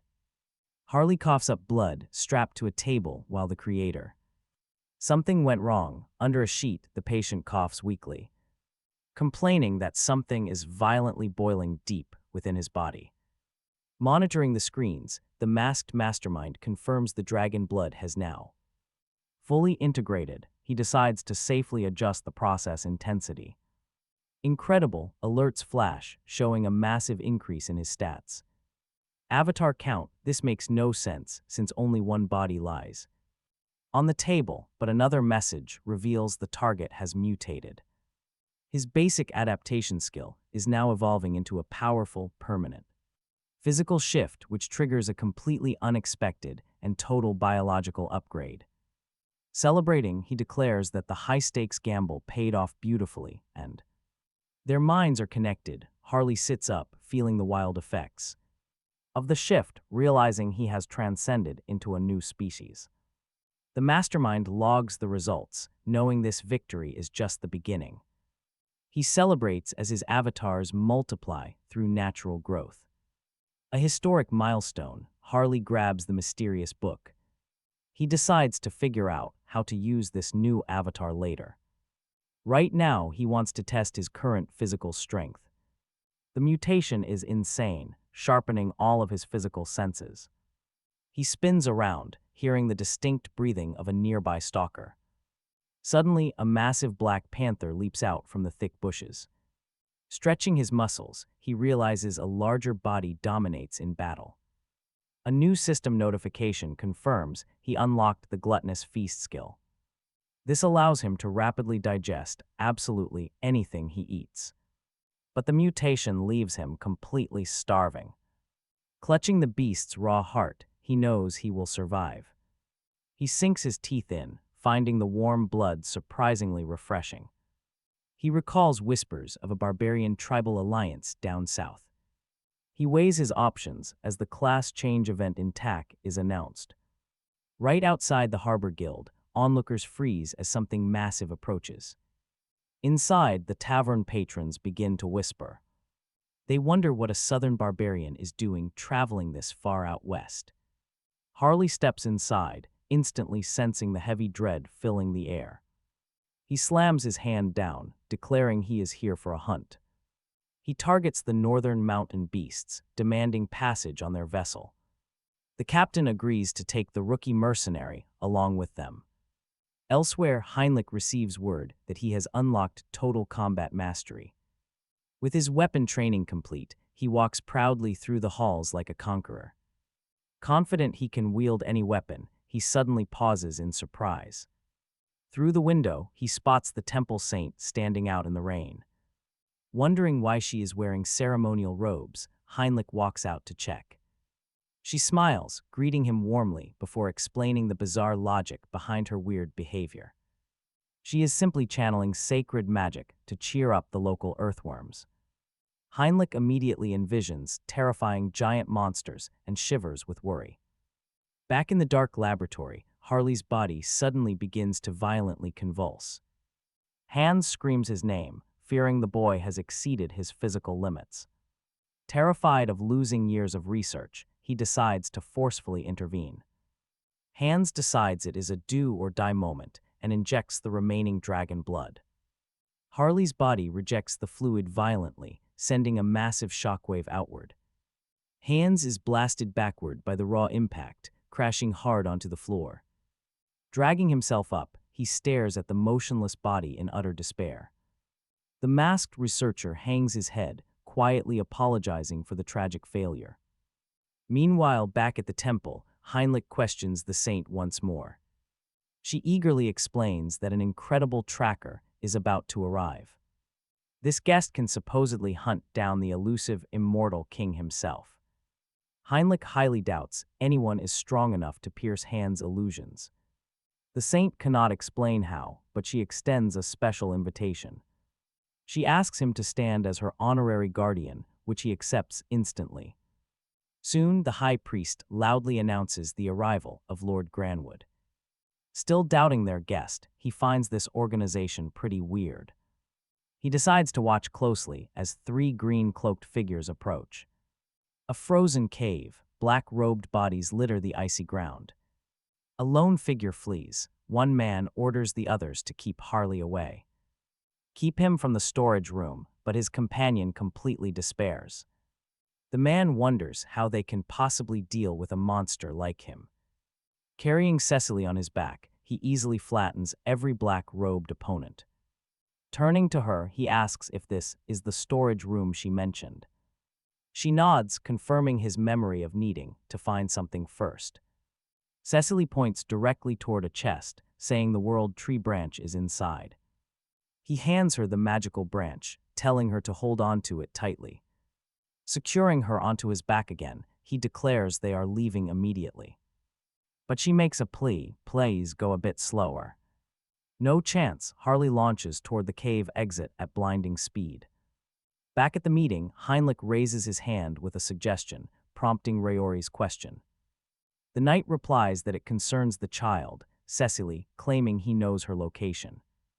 Raffrey asks if that is true and if he has some kind of tracking blessing. Heinrich denies having any blessing, explaining that he simply senses her presence somehow.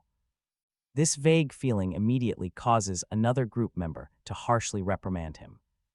The critic warns him not to put faith in something so incredibly uncertain. During this critical debate, the scientist asks Heinrich for a much better explanation. Meanwhile, Harley finally reaches the cave exit as the robed men panic. One of them yells to call it, prompting a subordinate to blow a whistle. Hold on, still carrying Cecily, Harley suddenly stops as things get weird. A giant worm erupts from the snow, leaving him momentarily stunned and perplexed. Having absolutely no other choice, he decides to force his way straight through. Charging the massive beast, he warns it not to stand in his way. The giant worm opens its massive mouth wide to swallow him whole. But Harley holds it back, swearing to save Cecily like a true hero. Tossing the girl clear of danger, he asks where she used to live. Landing safely in the snow with Cecily secured again, he gives her some advice. Do not get captured again, he advises, telling her to live long. Suddenly, two massive, wolf-like beasts surround them in the deep snow. Harley notes the absurd number of monsters, questioning the real plans of the vow of defiance. But honestly, it doesn't matter, he will just crush every single one of them. As the battle intensifies, the black-robed men watch from a safe distance. They try to guess his identity, while their leader grows increasingly furious. Tomorrow he could have offered both the half-elf and the branch as ultimate sacrifices. This is the end, Elder Nurab of the Vow of Defiance declares. Another robed man believes there is no way the opponent survives, declaring Harley finished. Just then a beast bites down on him, but it immediately recoils in pain. Sinking its teeth into his transformed arm was a massive mistake. He admits the enemy numbers are overwhelming before throwing the beast aside. With the creature defeated, a glowing magic stone suddenly emerges from its body. He consumes that energy without a single second of hesitation, ready for more. He reassures himself that devouring these stones will grant him limitless vigor. The fight gets incredibly fascinating as he lands a heavy blow on another beast. But then his body moves. It moves entirely on its own accord. Even as he tries to control himself, his instincts block and devour enemies. His body reacts without thought. A system notification suddenly pops up. He achieves illumination. He unlocks a powerful new skill called Wild Instinct. One of the robed men screams monster as the beastly warrior attacks him.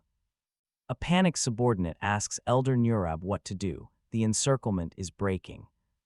The elder immediately orders his men to activate all the summoning circles. He regrets using this trump card so early, but he has no choice. After ordering them to release those two, Harley grins, loving his beastly style.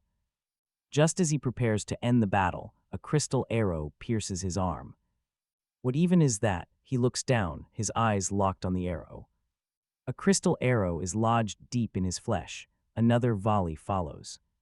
And things get worse. A massive crystal barrage throws him back. The crystal bow is raised, reflecting Harley in countless gleaming panels.